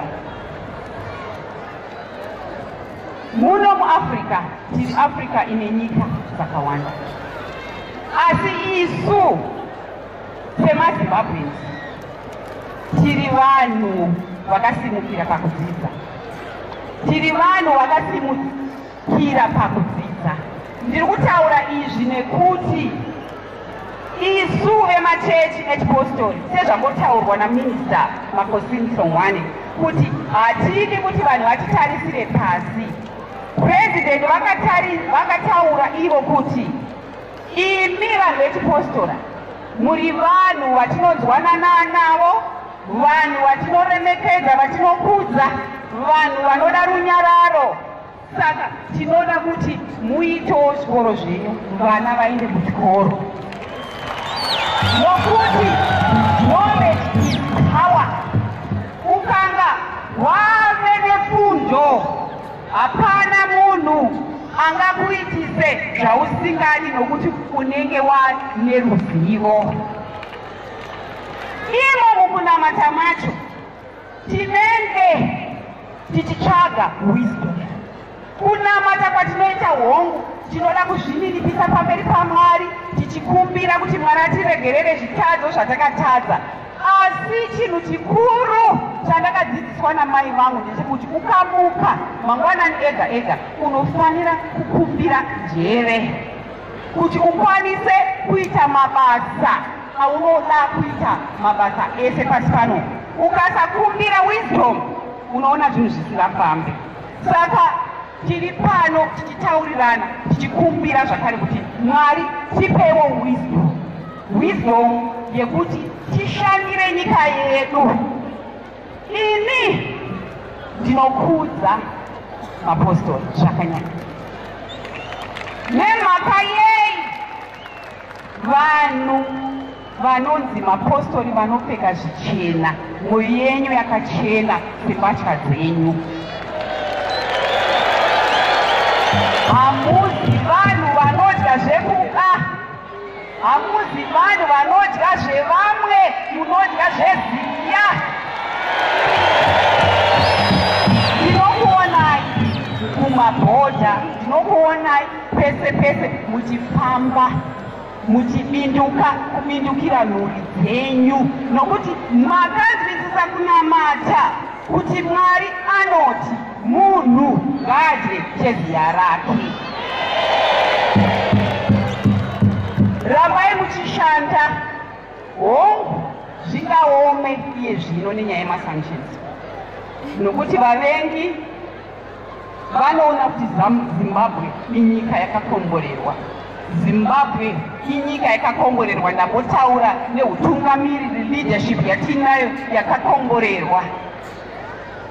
Kuti izvo Zimbabwe tine natural resources akawandisa, even Zimbabwe tiri nyika diki. Kana ndichitaurira even vaenzi vanouya kuzotishanyira, ndinovataurira inini kuti the number one natural resource yenyika ino tisu vanhu varidzi venyika inoi.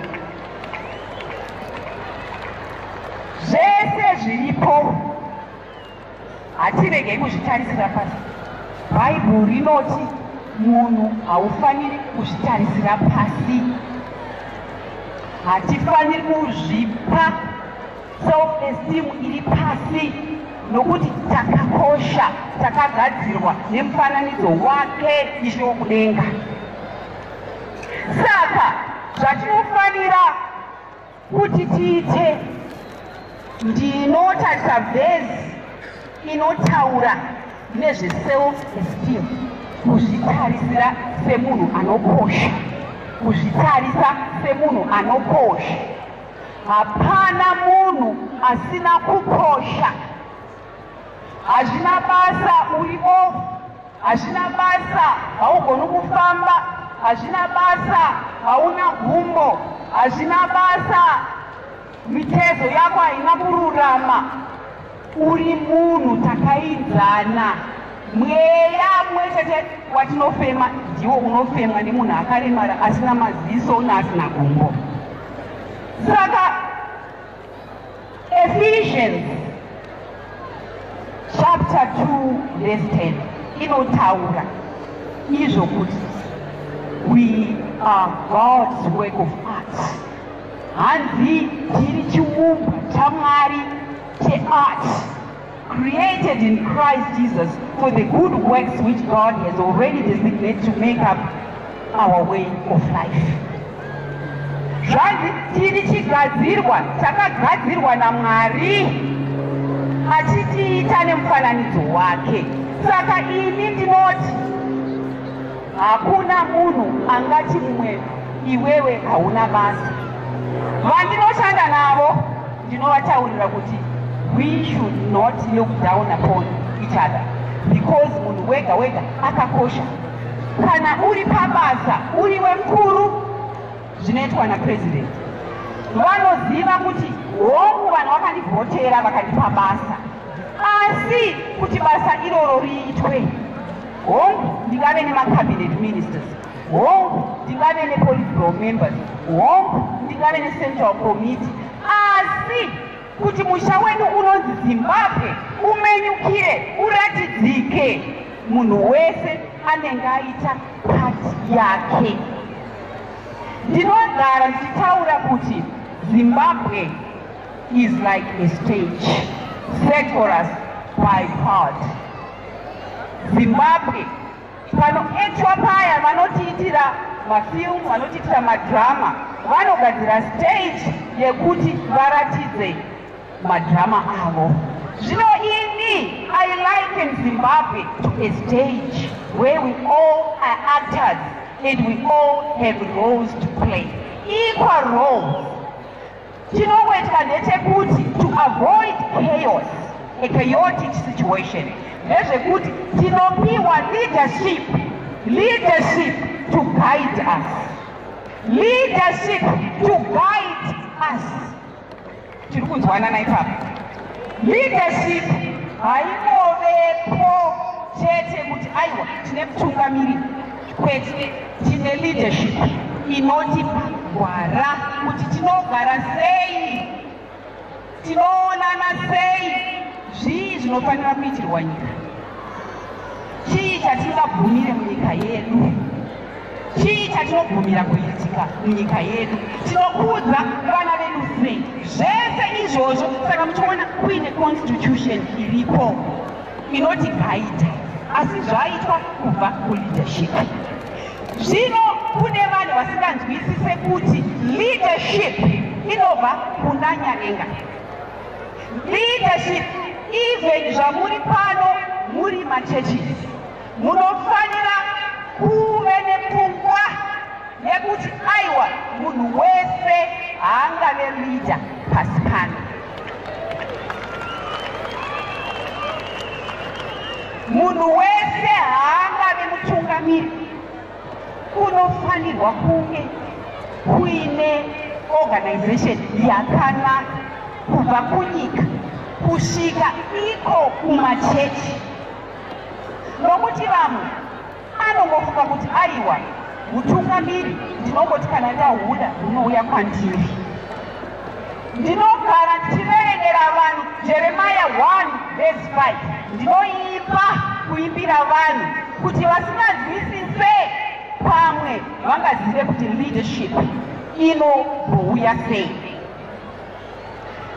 Muchirungu, this verse said, before I formed you in the womb, I knew you. Before you were born, I set you apart. I appointed you as a prophet to the nations. Ndisati ndakuumba mudumbu ramai vako, ndakakuziva iwe usati waberekwa, ndakakutsaura ndikakubvadza soprofita kumarudzi.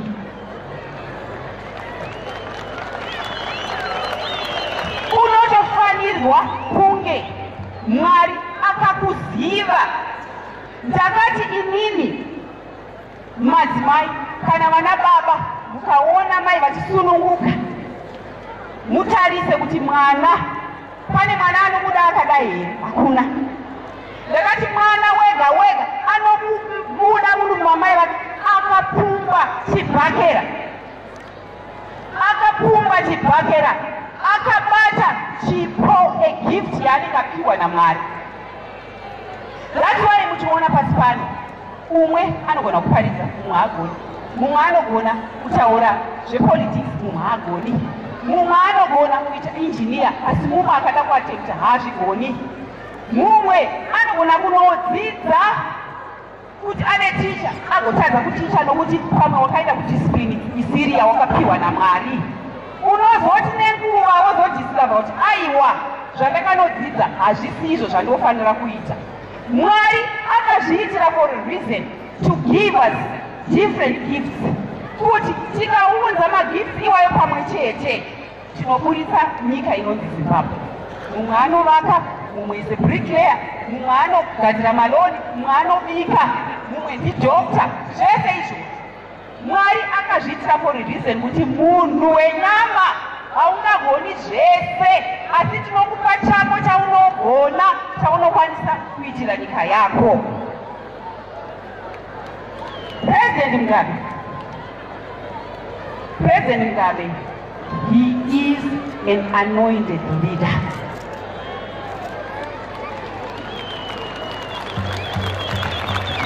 Asinganzwisise ndiye anorwisa. An anointed leader harwiswe nemunhu wenyama. An anointed leader habviswe nemunhu wenyama.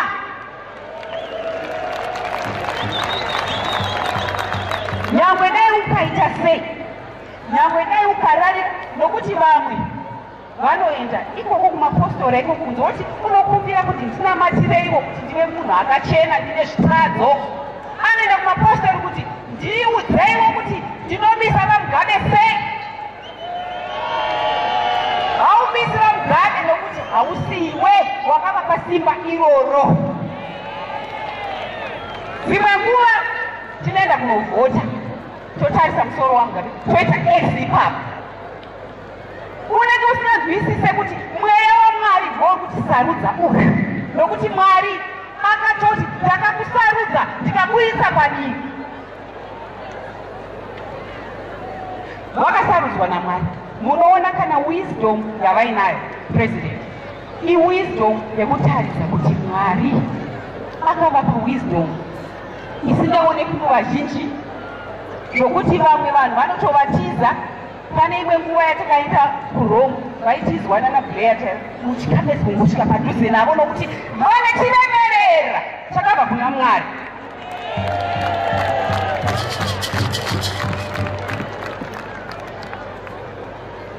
Isaiah 54 verse 17. Ndine mabhezi matatu anowanzoda kuverenga. Inotaura izvo kuti no weapon formed against you shall prosper. No weapon forged against you will prevail, and you will refute every tongue that accuses you. Hanzi hapana munondo ucharwisana newe ukakunda, uye uchakonesa rurimi rumwe norumwe runokupomera hosha. No weapon formed against you shall prosper. Nyangwe zvikaita sei. Imwe verse inotaura kuti don't fight your own battles. Just hand over to me all the problems you have. Pira kuna Mwari matambudziko ese uinawo. Ukapira kuna Mwari nechokwadi nemwoyo wako wese, Mwari anokunzwa. Pakati pedu, even as we work kumusangano munyika, kune vanhu vasinganzwisise kuti kurwisa munhu akaiswa paposition hazviti zvakashata, hazvishandi, hazviitike chete kuna president Mugabe, zvinoitika even kumachechi, kumakambani, kumabasa. Vanhu vanenge vachirwisa kuti ndinoda kutungamira. Iwe ukatarisa nzvimbo yako ukaona une mutungamiri, wozvibvunza kuti sei ini ndiri kumashure kwemunhu. Chaunofanira kuita recognize kuti ndozvakada Mwari ari kudenga. Zvakatarwa kudenga hazviputwi nemunhu wenyama.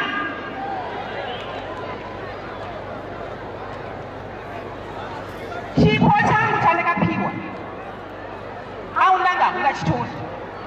Nyangwe mukanamata sei, mukapfugama sei, mukadikitira sei, mukatsanya sei, chitori chipo changu.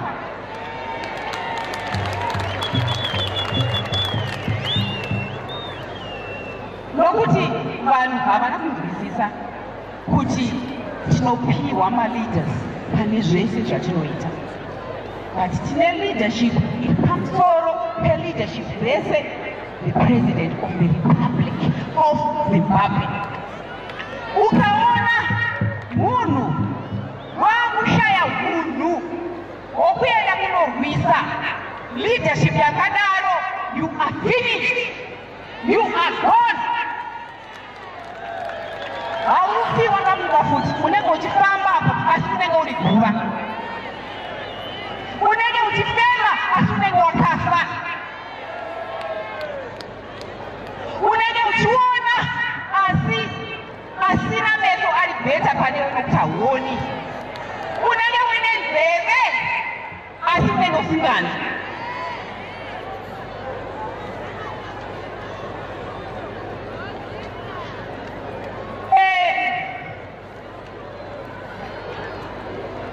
Proverbs, imwe verse yangu yandinoda nhatu. Proverbs 16 verse 9 inotaura kuti izvo, in their hearts humans plan their course, but the Lord establishes their steps. In their hearts humans plan their course, but the Lord establishes their steps. Hazi mumoyo make munhu akasikwa naMwari akaiswa mweya spirit, that dwells in a human being. Yeah, Mwari nguva yese yaanenge akuda kutora kuzoti aenda haachadzoki, nokuti Mwari anenge adhisaidha nenguva yake. Mumwoyo memunhu anoronga gwara rake, mumwoyo memunhu anoronga gwara rake, asi munhu ani mumwoyo memunhu anoronga gwara rake, asi Jehovha ndiye anotonga kufamba kwake. Mumwoyo memunhu anoronga gwara rake, asi Jehovha ndiye anotonga kufamba kwake. Iri shoko iri rakakosha, zvakanyanya kukosha. Tiri vanhu venyama, tamuka tese tichiti tiri kuenda kuRufaro Stadium, tiri kuenda kunosangana ikoko tichinamata Mwari kuti Mwari tiitire nyasha seZimbabwe. Asi Mwari zvataronga ndio zvanga akarongawo. Dai zvanga zvisina kurongwa naMwari, zvisina blessing yanyadenga, dai tisina kuzviita. Paitoitika chimwe chinhu chekuti taitadza kuuya pano. Asi Mwari atibvumi. Inini zvese zvanoita muupenyu hwangu, ndikafunga chinhu ndikati ndoda kuita chakati, if I can accomplish that objective, that goal, I say thank you, Lord, for allowing me, because there are so many people who would have wanted to do the same thing, but you did not allow them. Saka zvese zvatinoita tinofanira kurangarira kuti Mwari ndiye anotibvumidza. Ndinenge tidzidzisa izvi kuti vanhu vazive kuti Mwari zvese zvatinoita pasi pano ndiye anotibvumidza. But vanhu ndofunga vari short sighted, vasina vision, vasina pfungwa inoona zviri mberi, nokuti havana wisdom, vanorwisa pasingarwiswe. Tinoda kuti tigare isusu maZimbabweans tiri vanhu vakabatana, vanhu vanopanana respect. Asi we can only respect and recognize kuti ini izvi ndinogona, izvi handigoni, kana uchinge uchiziva Mwari. Kuziva Mwari hapana asingakwanise kudoma mavhezi esana, hapana asingakwanise kuverenga Bhaibheri, hapana. But kana usina kukomborerwa, usina kuratidzwa kuti urinzwisise, to interpret the Bible properly, hauzvigoni, hauzvigoni. That's why tiona vazhinji vanoda kuinterpreta Bible to suit zvavari kufunga musoro mavo, and havabudiriri vanhu vakadaro, havasi vakabudirira, they will never make it muupenyu hwavo.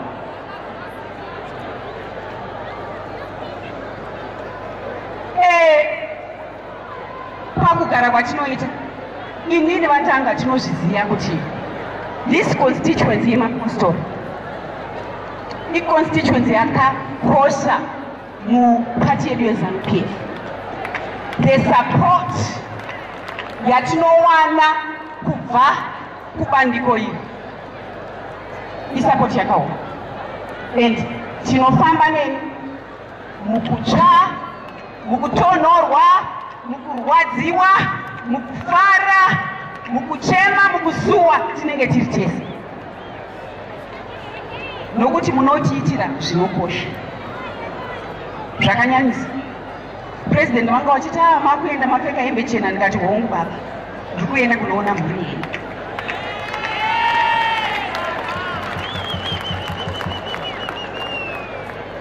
Taenda through zvandangotaura masanctions atakapiwa nevavengi, asi ini ndinokumbira kuti tirambe takasimba, hatiregei kuita mwoyo mupfupi, hatirege kufurirwa kuti vaMugabe kutadza vauraya economy.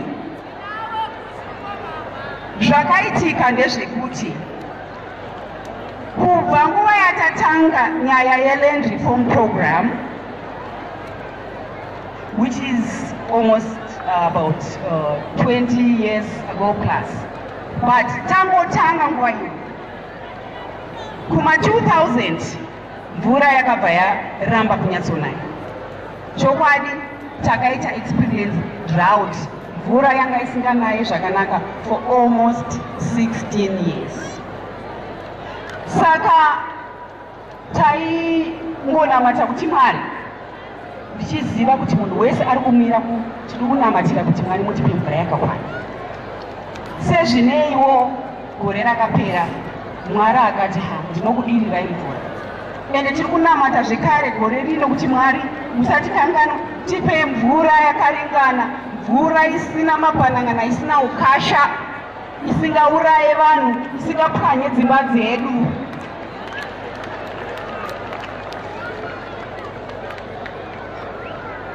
Inini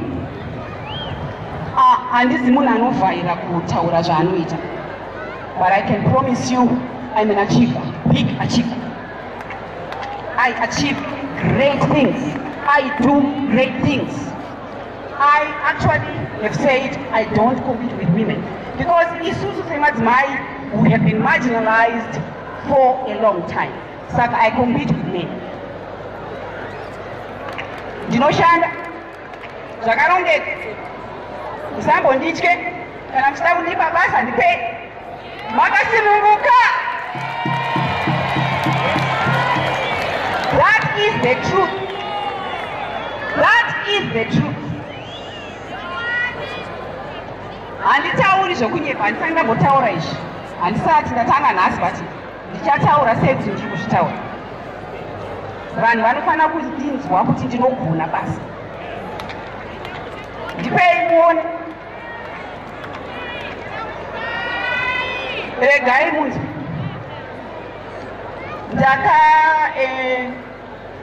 Ndatanga ini kugara Politburo. Ndakuda kumbokuudzai politics. Now, muteerere. Ndatanga kugara muPolitburo.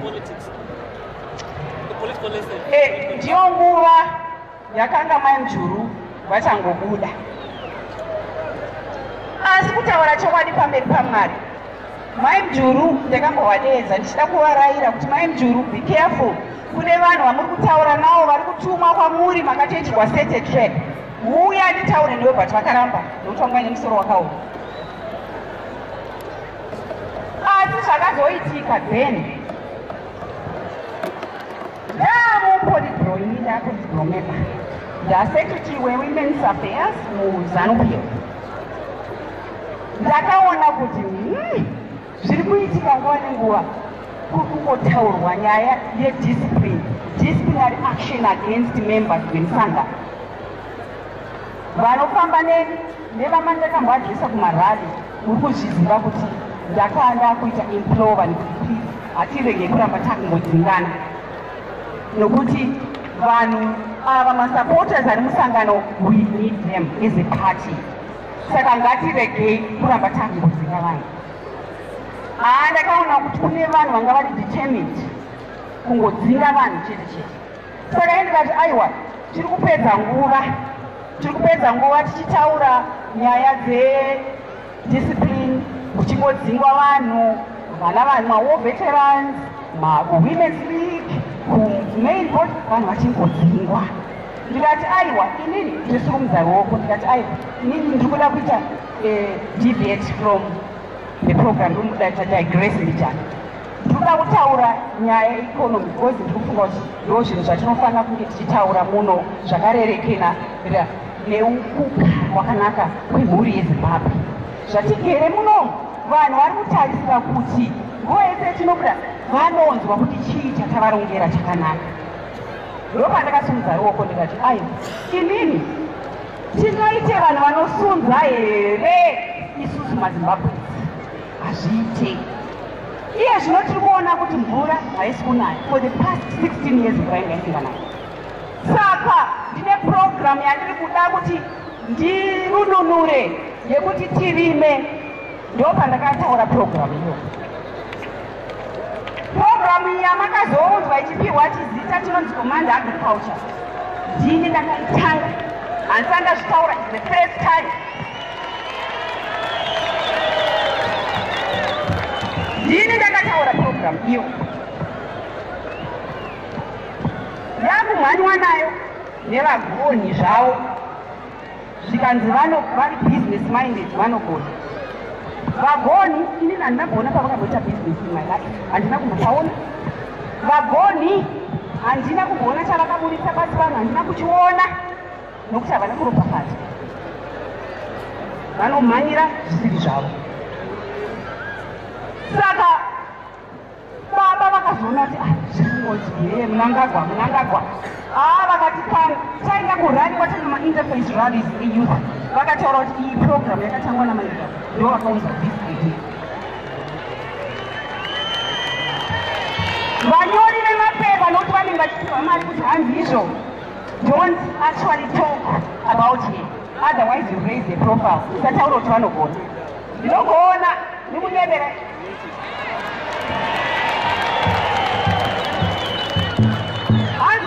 Don't say much about it because you raise a profile. Kuchiwa, mikono ya kuditwa. I am saying to you, especially the female journalists, ngatibatsiranei kusimudzirana, titaurane zvatinogona. Kana paine maprograms ngatirapotanei. That's the only way forward. Saka baba vakazotaura yekutanga hazvina kunyorwa, vakanzi hazviignore ndaba anopenga. Kechipiri ndaba akataura, kechitatu ndobva vakuzozvinyora kuti first lady ndo vakati, asi mazoiti zvaizi ndimunangana. Akanga aripo as minister makore akawanda izati aivibhuya nenyaya yacho iyoyo, kana dai anga aine business agreement seyeamerica. Saka mumuzvinzwa kuti zvakatanga sei. Ndoti bypapa ilini nokuti panapa taura zvezanu-PF, imi muri memba dzezanu-PF.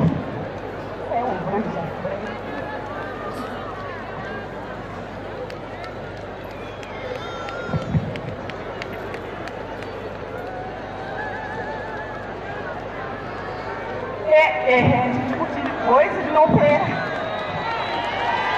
vamenobatana. Saka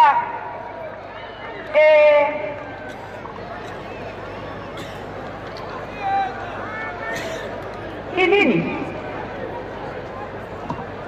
kubva 1980 kuziva semazimbabwe pane nyaya dzatinoziva dzakaitika dzakawanda.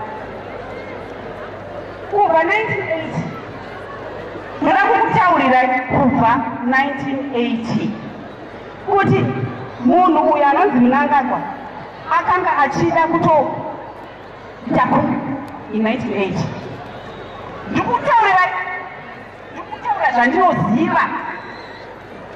I'm in a privileged position. Ndine information yakawanda yandinoziva. He actually wanted to wrestle power from the president. Regai ndiudze, akaudza ma-elections aitwa muna April 1980. Akati izvo president muri kuda kuurayiwa nevanhu. Anga anonga izvozvo nevarungu manje. Kuti muda kuurayiwa nevarungu, udai imini president Nanyakumbo-Nangala muende kuMozambique. Saka president pavakaenda ndokunoudza Samora kuti ndozvirikuitika zvikanzi Robert, you must go home now. President ndobva wangoti okay, regai tiende kuna Nyerere tinomutaura, ndobva tangoita hanzi hatina kuzotaura nyaya iyoyo. Tangoona kuti ma-elections akafamba zvakanaka and then ndobva tadzokera kuMozambique. Hanzi pandikasvika kuMozambique ndokufonera Mnangagwa kuti ndiri kuda kudzoka musha. Zvikati I said don't come back, don't come back. Achida kuti kuita coup. So munhu uyu agara aine pfungwa idzodzo kubva kare kare. Makosi, that man, let me tell you, he is a liquidator. Go and look up liquidator. He is a ravisher. You know what I mean? He is a liquidator, he is a ravisher. Go and look up what it means.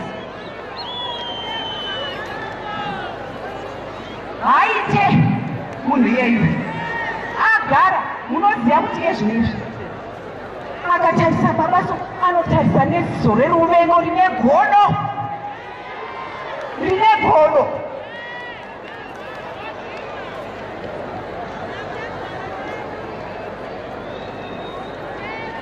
Pane vhesi yandinoda kuti nditarise inotaura nezvegodo irimo yandanyora inotaura nezvegodo yemunhu ane godo.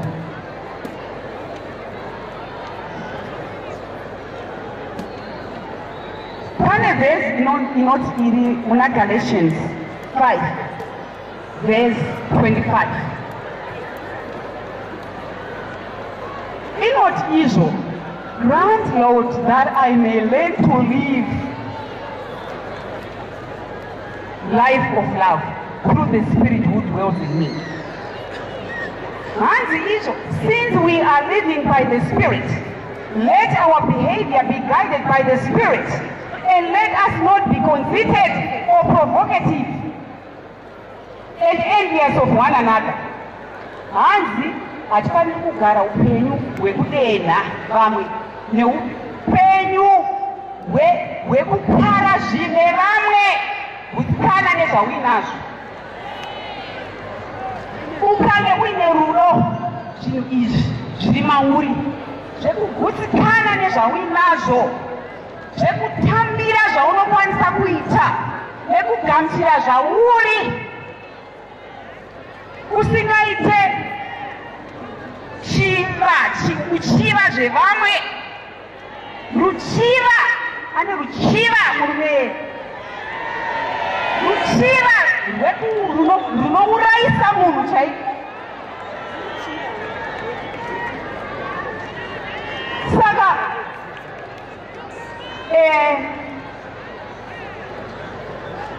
ndataura zva1980 mazuva Esaya ndichigara nababa anoita tunhu twake achida kuvhirikidza achifoma tumapati achimbotraya.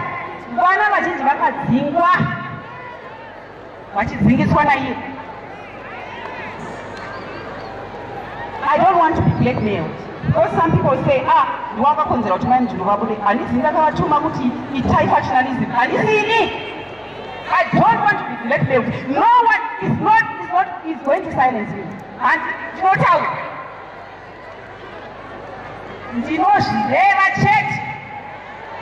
Nokuti vamwe vanenge vachiti akazobvisa manzi ndakamudzingisa hawo, ndakataura ndikamugarisa pasi ndikamuti inini factionalism.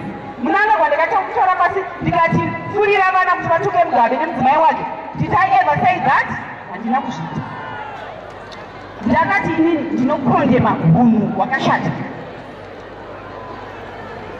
I denounce people who want to divide the party. We went out to the people, and we have gone out to the people, asking them to vote for ZANU-PF. Kuti tivaitire zvatinenge tavapromisa kuti tinovaitira. But kana tichirwisana tichiita zvefactionalism, where do we get the time yekuzoita mabasa iwayo kuti vanhu vafare? We made a lot of promises, and another election is on the way. We are going to actually make promises, and we must give ourselves time as a party, as the ruling party, to fulfill those promises.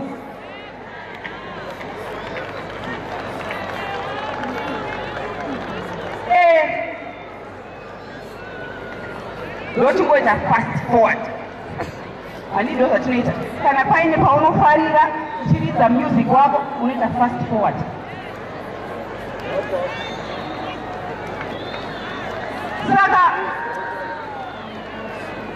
Saka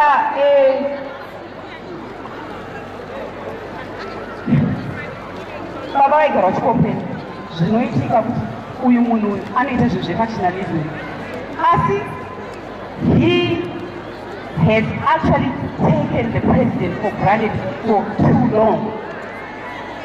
For too long. Baba munhu ane patience, ane moyo murefu. Inini ndikamira pamberi penyu, handidi kumira ndichitaura zvinhu zvekunyepa. Ndoda kutaura zvinhu zvokuti vandanga ndikati anenge maita zvakati, ndino proof neevidence yekuti mazviita. I am not a perfect person. Ndinotadza ndiri mutadzi. Asi kana uri mudzimai womutungamiri samai, ndiri mai ndakabereka vana ndikakudza vana, ndiri mai ndinochengeta mhuri dzamataura dzandinochengeta vana vandinotora, ndiri mai vanorayira. Saka kana ndiri mai vanoreva nhema ndinoudzei vana? Ndakatini ndinodzidzisa vakumafira kureva.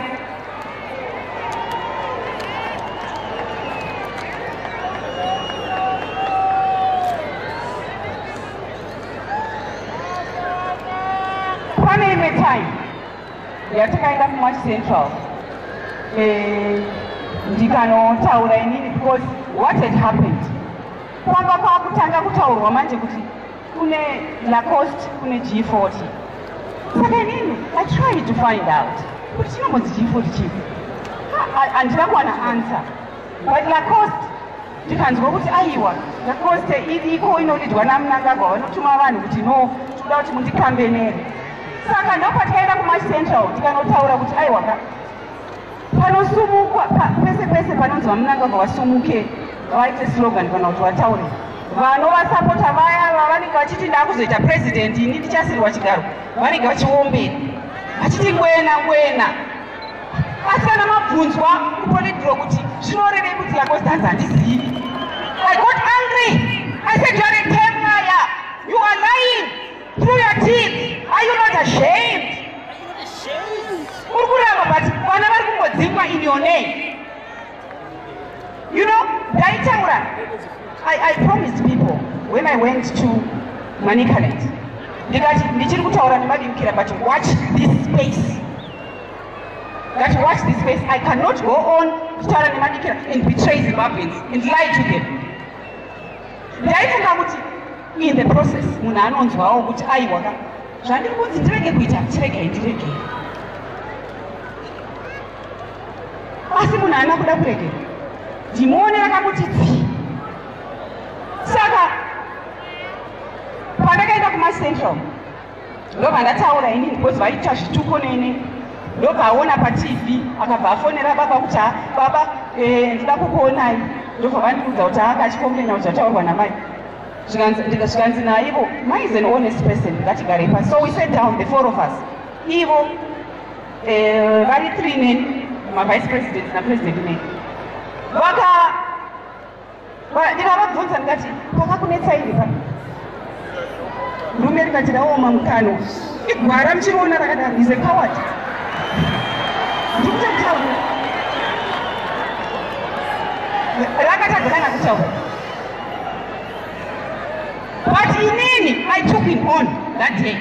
Ndikati imimi vaMnangagwa, when you were appointed vice president, I told you kuti baba ndakakadedza ndikati baba vanoda munhu anovabetsera kuita basa, just concentrate on the work yamapiwa musiyira ipapo.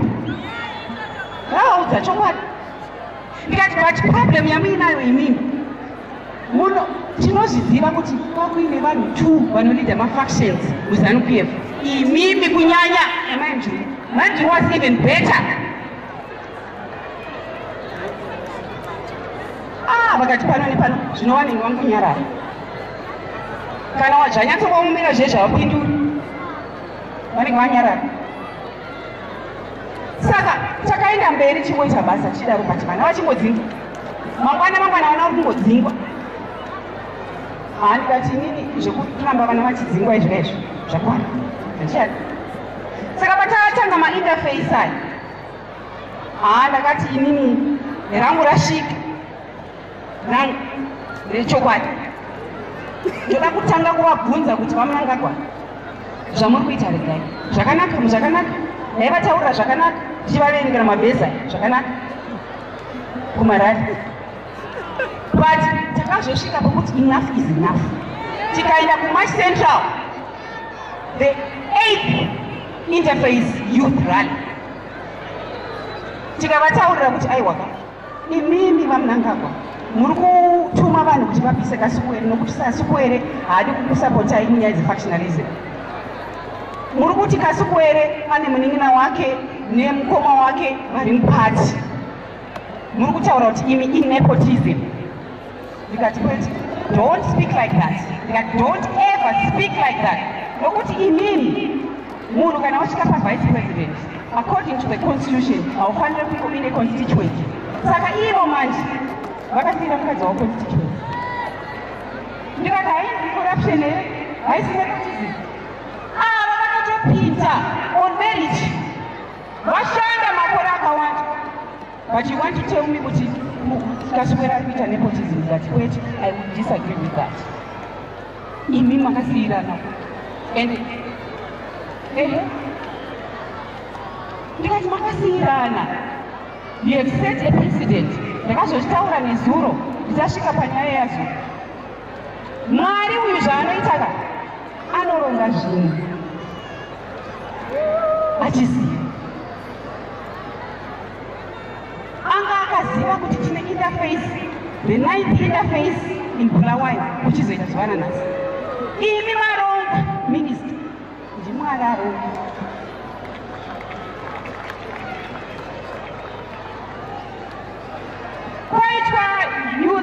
Kwaitwa youth vachiita youth assembly yavo yavakaita about 3 weeks ago. Tichibva takara briefing, chipanga akati amai muda kutaura mashoko ezvikambomwati regai ndide kutaura ndozonotaura chipanzi. On second thoughts ndikati haiwa no regai nditaure, ndobva vandipa microphone ndikati inini ndachiti ndonotaura panze kune vakawanda, but zvandoda kutaura chiregai ndingotaura muno. Ndopandakatanga kutaura because zvakazvanzi kune vana vari kuda kudzingwa vari kuita izvezvi factionalism yekwaMnangagwa.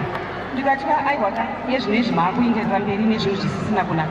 Vana vari kusafa, vana vachidzingwa, asi hamusi kudhila neroot cause. Ndikati nyoka ngairohwe musoro. Nyoka ngairohwe zisoro. Gari kana munanetsa varume batai.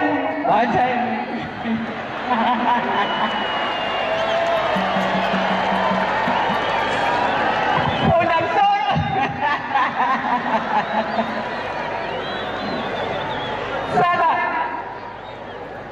Saka ini ndikati kana ndakavava makwira miti ndakajamba kusvika ndikati handizvide izvozvo, haticharovinga takaniga mupingi ndaakuda kuponda musoro. Aiwa vana vari kudzingwa, imuchingosara makati vavava makanyarara, hamuvakondeni, hamutaure chinhu, asi vana vachimbodzingwa. Ndikati kwete chimirai kudzinga vana, ngachiti dhirai nenyoka.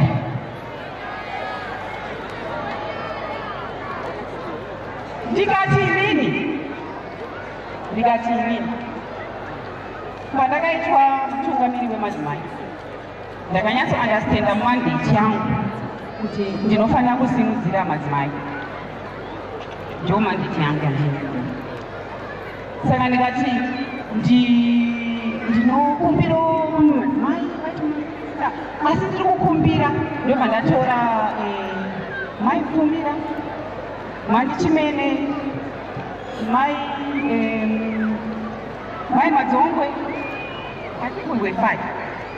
Tabataina muna president. President kukumbira kuti mai Mahofa vaitwe Minister of State for Provincial Affairs kumafi. President vati tikati kukumbira. Nokuti handiwanzoiti ndega, munoziva sometimes nechiti zvinhu cheni chiremerera kuti haisi pfungwa yangu ndega. Saka vadaro vakati okay. The following day vakanoconsulta Mnangagwa kuti madzimai vari kukumbira kuti mai Mahofa vaitwe Minister of State. VaMnangagwa baba vakadzoka kumba vakati vaMnangagwa vati ayo mai Mahofa havagoni kufamba, mai Mahofa she's incompetent, havarigoni basa racho. Ndikati yekutanga yamataura iyo ndoramba because imi uri kutaura kuti kana munhu ari chirema haakwanisi here kuita basa. Saka vakabva vanzwa mwe wavo kuremerwa chikanzi okay tochimboti vaite nokuti shuwa hatingati munhu chirema saka apiwe basa. Saka vakabva vaenda vakati ndinoapointa mai Mahofa kuti vave minister. Mai Mahofa ndikavaudza ndikati idi yanga asikadi kuti muitwe minister. apoindwa zvino pamwe ndofunga mai mahofa vai vakanoudzwa kuti ndinida kuitira ndini benefekta wako zvakudai nejegeje mai mahofa vafa anga asika kwakuenda ikoko kwakunotaura zvekutuka isatituke techitaura zvaanoita zvikanzi musateerere mvura dzinobukura mvura dzinobukura ndakavabvunza imomo mubriefing kati vamunangagwa saka isiri imbwa purezidendi vakapai ichinjbo imbwa purezidendi vakavati pindurai zvamabvunzwa namai zvikanzi kana mai vataura zvipindu ndikafunga kuti imunhukwani tambomira kamaindafesani vanhu vari basa nezuro manje nezuro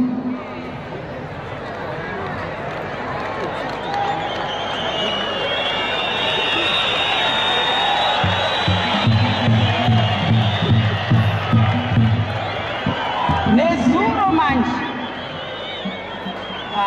chipanga akati maiyo yeyo imaikrofoni ikati ndipe mwanangu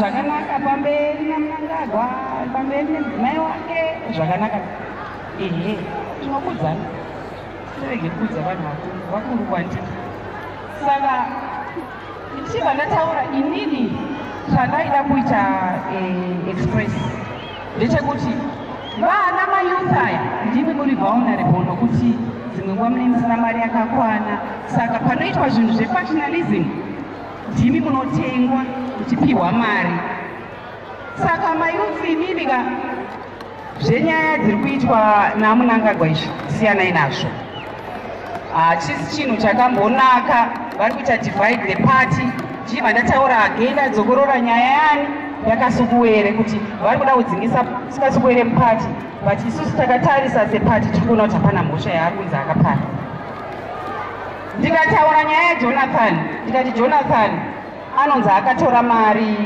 yezimdef akaishandisa zvinhu zvake ndikataura zvekare kuti aiwa kai baba vakaseta ekomiti to investigate nyaya iyoyo zvikaonekwa kuti pane dzimwe mari dzakashandiswa for mamwe mabasa ndobva vatombovanzi nyora yekuzaki vanovataurire kuti aiwa we are satisfied neexplanation yatikapiwa naprofesa moyo kuti mari yakashandiswa sei but ivo manje nokuti profesa moyo mhosva yavo ndeyekuti pavakabuda muzanupf pachinoita independent 2006 here kana 2004 vakabva vahakichwa naye ed manje agovashandisa akazopedzisira ataura kuti vamunangagwa takatombofuma pati tese inonzi United People's Movement UPM takatya TSMC wekuti ndo zvavaita zvikanzi takafoma pati hamungazvirambi saka ndo zvadaitaurira vanhu nezuro kuti saka ndichitaura vakanga vakatenga mayuthi vanga vakadyara muvanhu vakutanga kundiita bhu ndikati ninyaya yekuitwa bhu ndinombondizirai ndiri muhardcore ndisimbi izvo here izvo hazvitombona kana basa rese kana kundipotera matombo hazvina basa chero ndichiziva kuti zvandiri kutaura handisi kunyepera munhu saka ivo vaizunzazunza maoko vakagara hameno zvavaingotaura ipapo nemudzimai wavo vachizunzazunza maoko vachitsama kuti ndiri kuzvitaura ende handinozvitaura because youare dividing the party ndaitaura kudaro nokuti mayouth anga ataurwa musi iwoyo achida kudzingwa mayouth ekubhulawacha ndikati kweti ini ndiri kuzviramba iye zvino izvi kana vanhu vese vasingade kuti kuitorwe disciplinary action against Manangagwa ndomira ndega ini zvakadaro ndizvo ndikavataurira kuti imimi makasiyira mukadzi weconstituency yoseta president asi isusu vamwe kana tiripo munoda kutaurira vanhu kuti to hoodwink people kuti vanhu vati aiwa hanzi Mugabe vakuita dynasty nemukadzi wake ende ivo asi vari kupanana zvinzvimbo ndikati ini naMugabe mutondisiyirawo chinzvimbo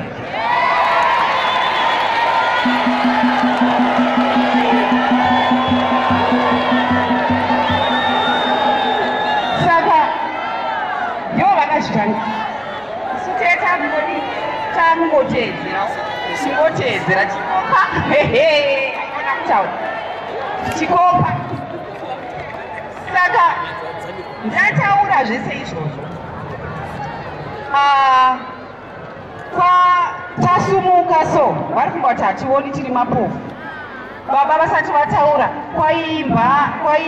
kwairidzwa nziyo iya inonzi mudhara achauya saka ivo maje vaitamba vakadai so toda kuti majenasi vanyatsoona so monda matsamzai vakatinongedza kuti mudhara achauya mudhara achauya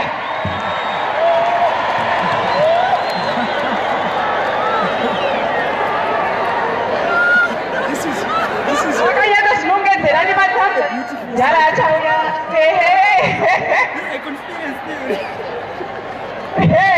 mudhara achauya mudhara anodonha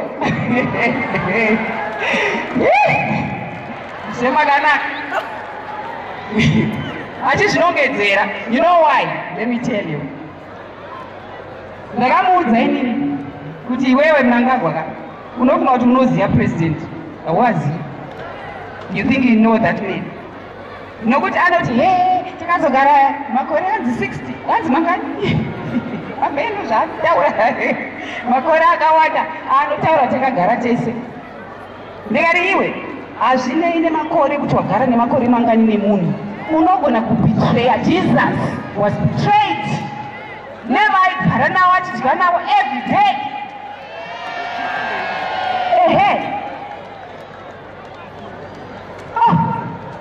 Ndikati inini wacho wanoti ndagara makore mashoma navo ini ndinomira napresident handikunyebera to the grave.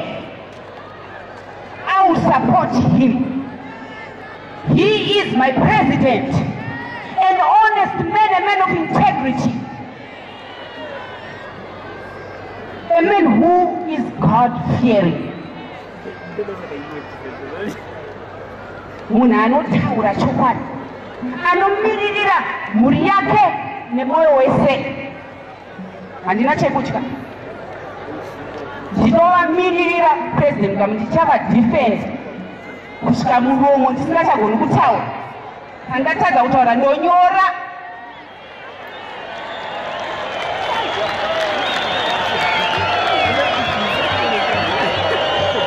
Saka zvakaitika ndezvekuti tiri kubosi baba vanoda munhu anoda peace, munhu anenge achiiti semunhu mukuru, munhu waleader anenge achiti hatidi kuti titatsurane.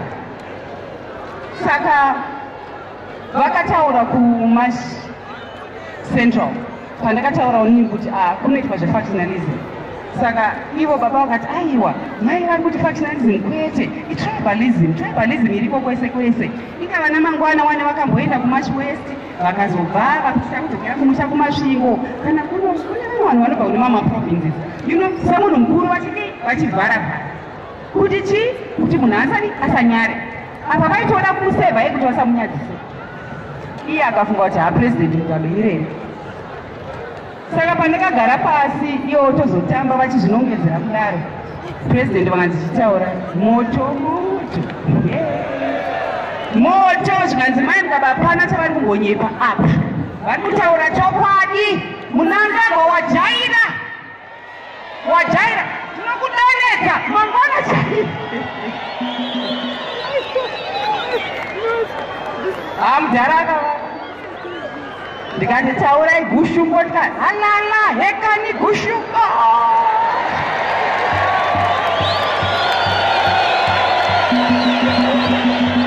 Mwana wapona akazozviziva kuti munhu anonzi president munhu akaita sei. Saka takangosumuka ndokuenda kumotikari ndokuenda kuairport. Tasvika paairport takaona shasha nemudzimai yasvika. Baba ndobva vaakupinda vachichikwira pamasteps kuti tipinde mundege. Zvikanzi what nonsense is this you are doing? Vakamubvunza. Ndobva enda muti ndo zvamandirongera semazuva ese anoramba semazuva ese, but maaction ake aitopa vanhu vari umo saini yekuti chiitai. Taizviona hazvino tichasangana ikoko, tinosangana ikoko.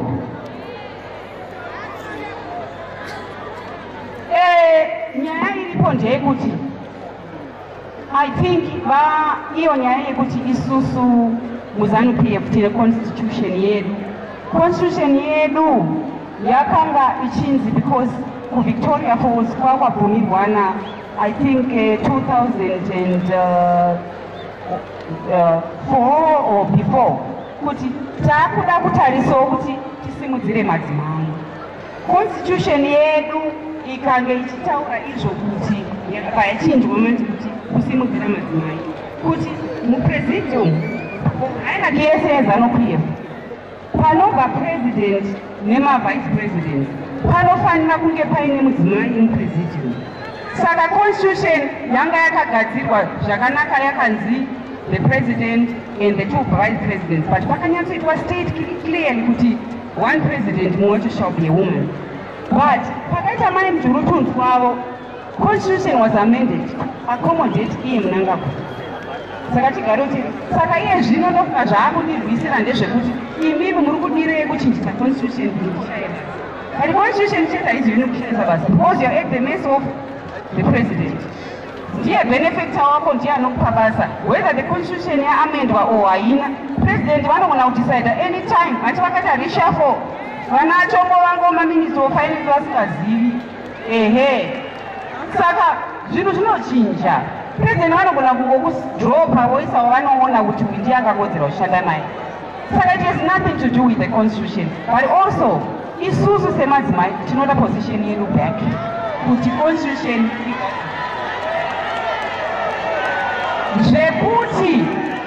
zvekuti ndiani anopinda hazvinei nemunhu, zviri kwatiri semadzimai kuti tisarudza ani watinoziva kuti ndiye akakodzera kuve panzvimbo iyoyo.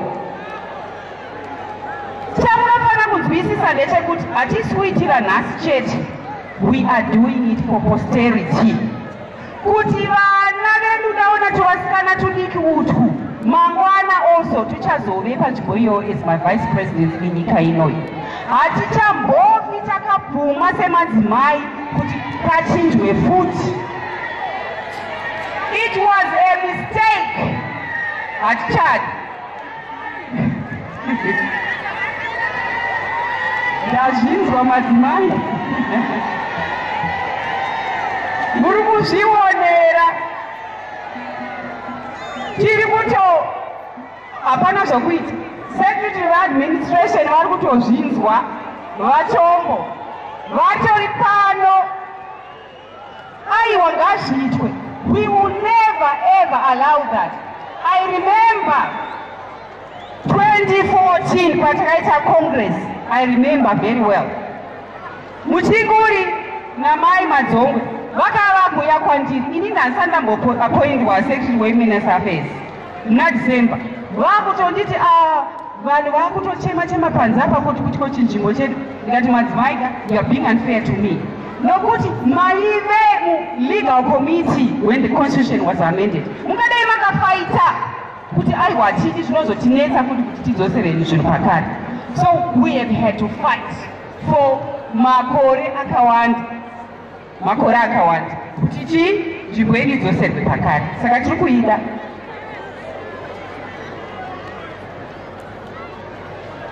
Saka iri kugadziriswa. Tiri kuenda kucongress kwedu, tinoda kuenda kucongress takabatana. Hatidi nyonga ikoko, vanoda zvemutauro. Tinoda kuenda vadonhedzwe. Tinotokumbira this time.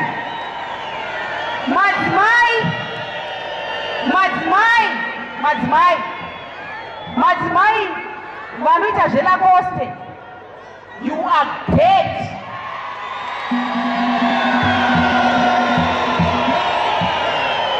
Chipanga, my youth anoita zveLacoste, they are gone.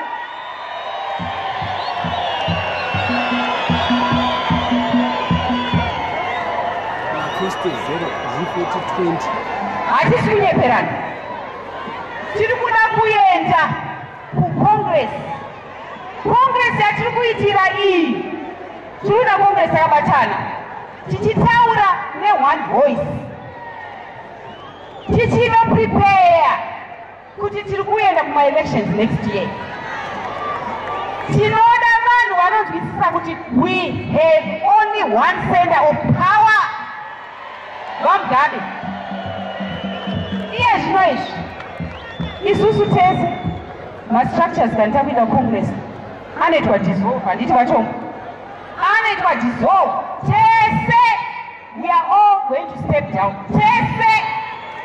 Kusara kwemunhu one akatoitwa endorse nemaprovince ese is the president, but isu vamwe tese tichatombodzikiswa tototarisira kuti ndichapiwa here chigaro kana ndichanyimwa. Kana wapiwa ndizvozvo, kana wanyimwa ndizvozvo.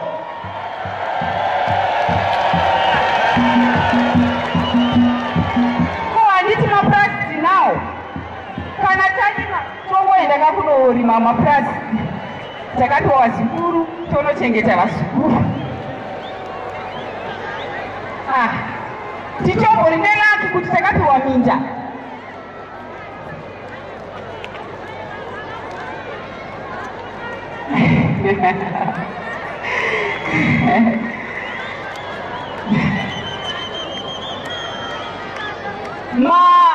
Inini vandanga nemalidha mamwe ese ari pano ndiri kuda kuti kunorimwa musaregere kuendawo kunotsvaga zvinhu zveagriculture, zvecommand agriculture, muendewo kunozvipiwa. Musaregere munhu wega wega anofanira kuzvimiririra. Handiti ndataura zvekudya cheziya chako, saka muende. Tinoda kurima pawarima padikidiki ipapo tikaisa grain yedu together tinoita mamillions ematons akawanda for the country mamwe zvimwe tichitengesa. Ende ndakataura kuti we share also with our animals, we share zvatinorima. Saka ngatirimei tese, musaregere kuenda. Kunyanya kupresidential input program muende mupiwe murime. Hapana munhu anonyimwa.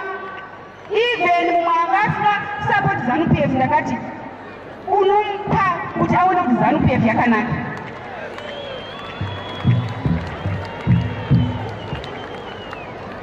Kuri tiri kuenda kuma-elections next year tinofanira kunoregister kuvhota.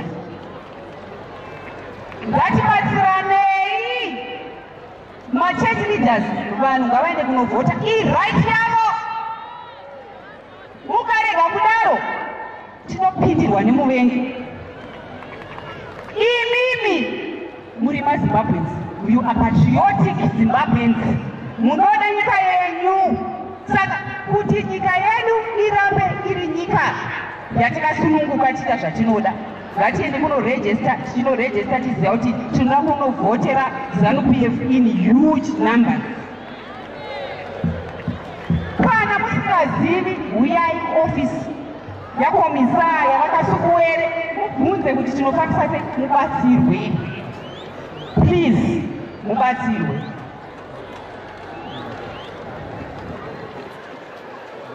Ndanzwa zvichemo,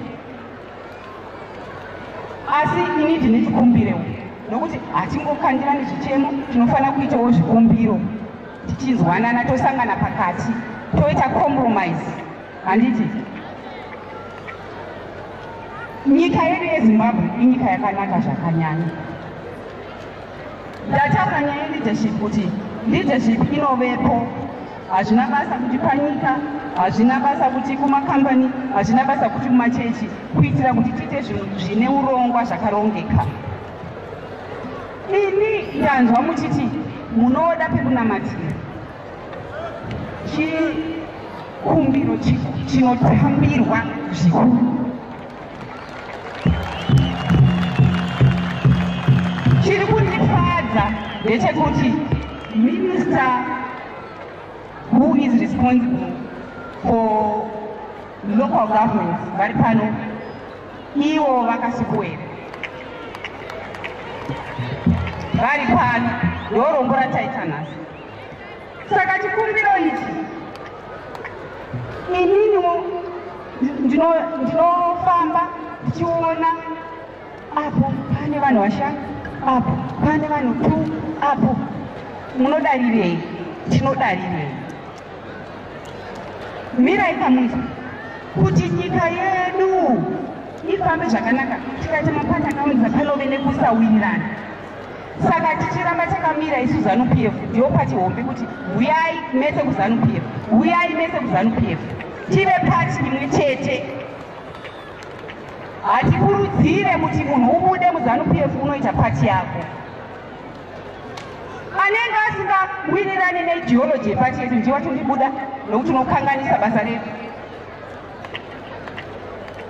Saka zvakangofanana also nekuchechi. Tinoda kuti kana paine main churches avo vanoto group 5 2 endai munojoina main churches. Please, ariko machechi mazhinji emapostora anozikanwa endai munojoina iwayo. Ndikukumbirawo samai venyu nokuti chinoitika ndechekuti mukaita shuwa 1000 churches mese muchaenda 1010 dzinozobva kupi? Hazvizokwanisiki. Mukabatana muchiita chechi imwe chete munogona kupiwa stendi kana pamunda chaipo pekuti achechi yakati yapiwa munda kwakati, chechi yakati yapiwa movaka chechi yenyu ipapo, murima ipapo, moita zvamunoda maprojects ipapo. And also chikumbiro chandinacho, pamunenge makagara mukadondo pana toilet, pana mablutions, kana zvanetsa unoitepi, kana zvanetsa unogeza maoko papi. Kunyanya vanhu vechikadzi takasikwa zvakasiyana nevarume. Tinoda nguva yese pane toilet, tinoda pane mvura. Tinoita sei? Varume kazhinji ndimi munolidha machurches. Munofanira kurangarira maumbirwo atakaitwa naMwari. Don't think about yourselves. And most of your followers are women. They are female followers. And that must be taken into consideration. Kuti most of the followers you have are women. And they must be catered for accordingly in terms of ablutions. Zvatinoda semadzimai.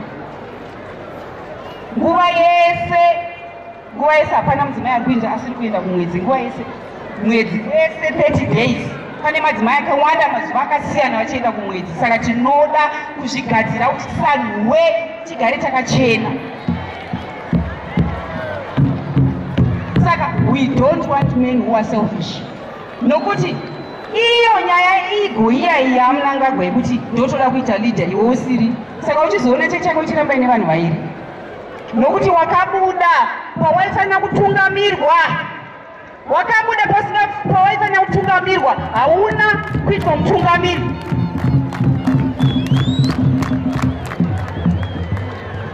Saka ini ndiri kukumbira kuti vari 2233 endai kuchechi hombe tikwanise kurongana zvakanaka, kuti also kana takunoisa nyaya yedu kuvakuru kuti muri kuda land, tikati uyu ane vanhu 2 uyu ane vanhu 3 tinozvifambisa sei? Hazvizokwanisiki. Tinonzi hasi maakupenga tinoitwa mapenzi. Ndinoda kuti tikubatsirei kuti ronganai. Please, ndikukumbira kuti ronganai. Iyo nyaya yandataura yemabasa iyoyo, ndataura kuti even mukazopiwa kana pekuitira kana maprojects munogona kuita zvakawanda kana kuisa mafactory enyu nokuti ndinoziva kuti muri vanhu vanoshanda muri enterprising. Fungai kuti mari dziya mukazoisa pamwe chete mukaisa mafactory kana jira jira iri iye zvino izvi tiri kuenda kunotenga machira outside, even hatinosashandisa kumusangano wenyu weZANU-PF. Ini ndenge ndichida kuti mapostori musaite zvake isai mari pamwe chete muite zvana mukando zveizvi, muvake chechi, muvaka mafactory, muitewo zvinhu kuti zvioneka kuti chechi yandanga ndo zvayakuprodusa muZimbabwe izvi. Handiti kwakaitwa iya inonzi SI 64, Statutory Instrument 64. inoita kuti izvo zvatinogadzira muno muZimbabwe. What does it mean to be Zimbabwean? To be Zimbabwean is to carry the mark of leadership. And leadership begins when you embrace your purpose and take responsibility. These times we're living in are evidence that each one of us was born in this generation for a great purpose. A purpose to shape Zimbabwe's future, a responsibility to carry the promise and live in the Zimbabwe we want. Zimbabwe is waiting for a generation of people who understand the meaning of standing up.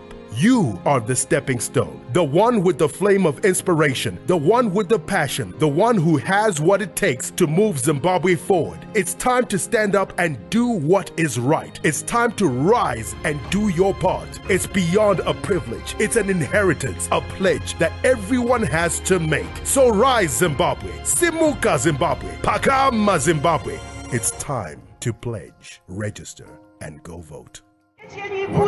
Also, pave recognition kuti achiti yaihombe handiti vanga machititaurira kuti awo vane following yakakura ndo zvatinenge tichida izvozvo and ndokukura kunenge kuchioita organization dzedu dzechechi dzedu. Saka maona tauya nhasi kusimuka kudai hatina kungouya kuti tiri kuda kungozotamba kwete, tiri kuuya nokuti tinokunzwisisai, tinokudai, tinoda kunzwa zvichemo zvenyu, tinoziva kuti munotinamatira, munomunamatira nyika, munoshandira nyika. That's why tiri kuuya pano.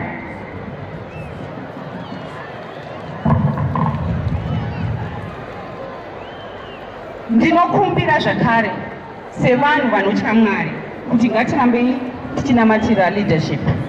Ini ndinokumbira kuti mundinamatire but kunyanya namatira ipresident kuti Mwari makatipa mutungamiri anotida. Tinoda mutungamiri wedu mumupe utano, tinokumbira mutungamiri wedu mumupe wisdom, tinotungamira Mwari kuti murwise muvengi anoda kuti kanganisira mutungamiri wedu. Tinamatire runyararo munyika ino yeZimbabwe, tinamatire runyararo. Zvanangotara pakutanga kuti tive netolerance, tizive kuti we coexist. Nyika ndeyedu tese, hazvina basa kuti unobva kupi, ndambozvitaura pakutanga. Chikuru ndinoda kukutendai nekusapota ZANU-PF, the ruling party. Mese maleaders muri pano, vanhu vese vauya pano nevasara, ndinoti ndinokutendai zvakanyanya kubva pakadzamadzama pemwoyo wangu nezvamuri kuitira Zimbabwe. Ndataura wangu kuti zvakaoma, asi tikaramba tichinamata tichishandira nyika yedu, Mwari achatiratidza gwara, nokuti tinoda kuti Mwari atiratidze, atipe wisdom yekushandira nyika kuti tive vanhu vakabudirirawo. Ndinotenda kuuya kwamaita, handizvitori for granted. Kuuya kwamaita mabva kure kumaprovinsi dzakasiyana siyana, kuuya kuzoti tiungane nhasi kudai. Mwari ngaatiitire zvakanaka, Mwari atichengete, tinzwirane tsitsi, tidanane, tirege kungoti tiri vanhu vanonamata chete. Kunamata hanzi kunamata kusina mabasa hakuna kukwana. Hanzi kana uchinamata unofana kutaridza nemaitiro ako, kuda vamwe, kunzwira vamwe tsitsi, kushandira nyika, kuzvininipisa, usarwisa vamwe kuti ndinoda paugere sungandigare nokuti ndindakakodzera kwete. Tinongoti izvo zvakadaro tinongowanamatira vane pfungwa idzodzo kuti Mwari varatidzeiwo chakanaka cheupenyu. Handiti the Bible says so, kuti even our enemies we pray for them, kuti vaonewo chakanaka cheupenyu, vaonewo chakanaka chinoitwa nevamwe. Ndinokudza Mwari kunyanya nezuva raatipa kuti tisangane pano tiite nguva yakanaka yekusangana tichimukudza, tichitaurirana, tichipanana rudo nekuzivana. Izvozvo vamunoona ndisati ndavaona, but tatozivana, tatotanga ushamwari, ushamwari hunoenda mberi. Inini madzimai, semutungamiri wemadzimai muZANU-PF, and samai venyu ndichakumiririrai nemwoyo wangu wose. Handiregeri kurwa kwandinoita hakuzi kurwa kwekuti ndiri kudena munhu kana, but ndiri kurwa kuti tinoda kugarisana kwakanaka. Hatidi vanhu vanodena vamwe, nokuti ini chandakaona even kuna Mnangagwa, aMnangagwa vanoda kudena vanhu kuti mushatirwe, so that kuti vanhu vagowanzwira tsitsi kuti ivo is a victim, but he is not a victim, we are the victims. Nokuti munhu kana achinyebera kuita poison kana ndaitwa zvakati, ari kuda kuti vanhu vamunzwire tsitsi, but vanhu vanomunzwira tsitsi nemabasa ako nokuti iwo unonzwiriwo vamwe tsitsi, haungangoti ndidzwirei tsitsi. Ehe, hatidi munhu anodena. Ndisati ndagara pasi, ndiri kuda kuti ndafara zvikuru kuti ndiuye nezvinhu pano ndaona kuti hatizokwanisi kuti zvipime zvakanaka. Saka ndati van'anga, tiri kukupai mupunga wamusati mambonzwa pasi pano, 1,000 tons. 1,000 tons. 1 ton iri 1,000 kilograms. Saka takupai 1 million kgs zempunga.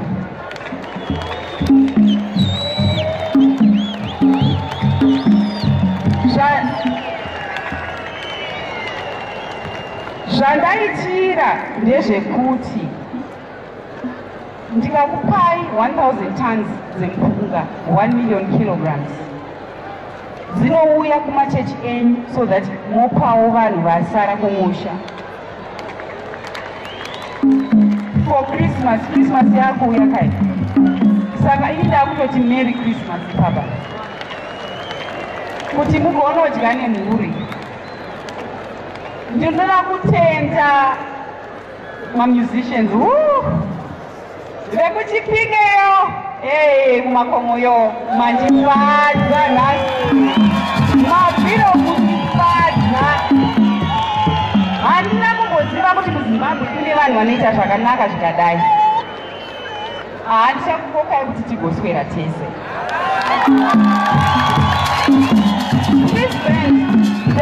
Ndinotenda President vanogara vachitiimbira, but inini ndakaita a special request kuna Minister Hlongwane kuti ndiri kuda Michael Mahendere kuti auye kuzotiridzira.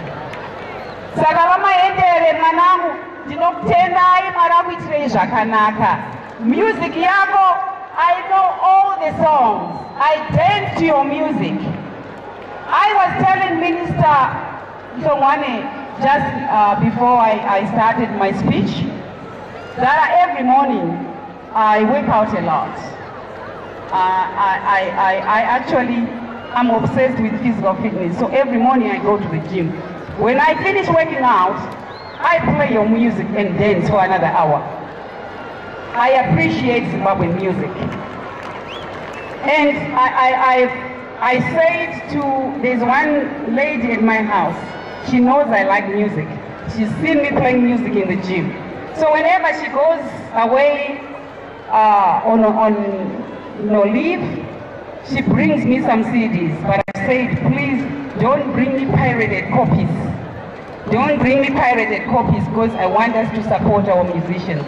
And I say to her, if you don't have enough money to buy the CDs, I'll give it to you. And you can select the music that you think I would like. So she brought me not long ago your CD, the third one, I don't know, that's number 3 something. The worship something number 3, the third one. Pane song iya inotaura izvokuti inotaura nezvekuti ndiri handinyanguka, let me remember the lyrics. Ndoyandida kuti mundiplayere iyoyo. Is it number 9 on that CD? Just remember that song. It is number 9. It is a beautiful song. Probably I'm tired, I've said a lot, but I will remember the lyrics. Then Montitra song. It's a lovely song. It's a Shona song. It's a beautiful song. Thank you very much.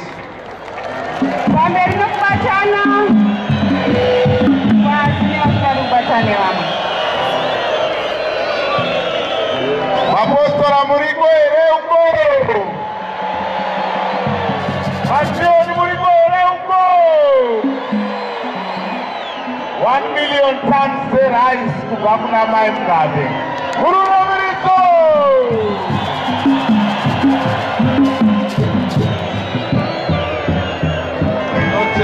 Tinotenda. Ngatisimudzei maoko edu sezvatogaroita musangano. Tipe amai vedu chipo chekutenda nemashoko neropapadzo ravatipa nhasi pano paSupersons. Maoko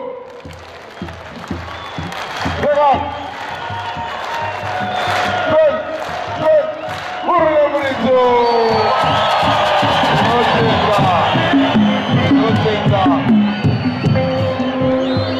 Atigare edu pasi tiendere mberi nezvimwe zvotevera. Tinotenda maendere sumudza.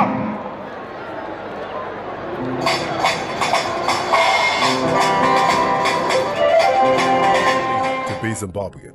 To be Zimbabwean is to carry the mark of leadership. And leadership begins when you embrace your purpose and take responsibility. These times we're living in are evidence that each one of us was born in this generation for a great purpose. A purpose to shape Zimbabwe's future, a responsibility to carry the promise and live in the Zimbabwe we want. Zimbabwe is waiting for a generation of people who understand the meaning of standing up.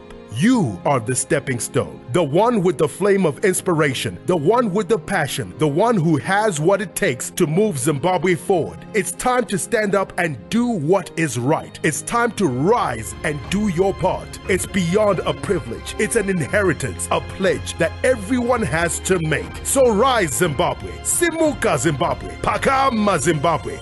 It's time to pledge, register, and go vote. Hey,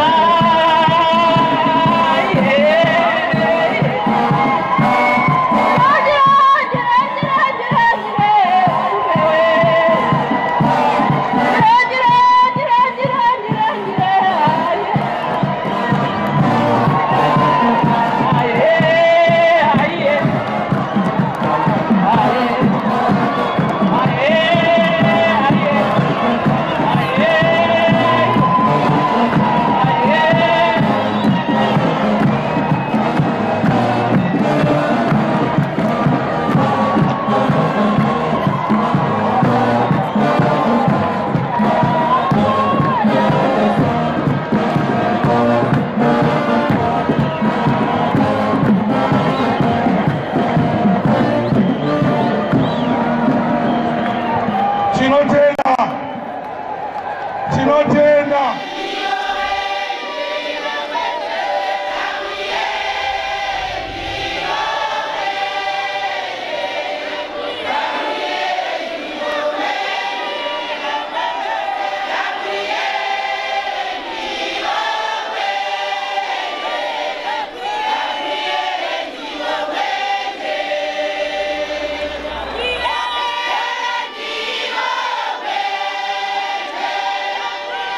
Yeah.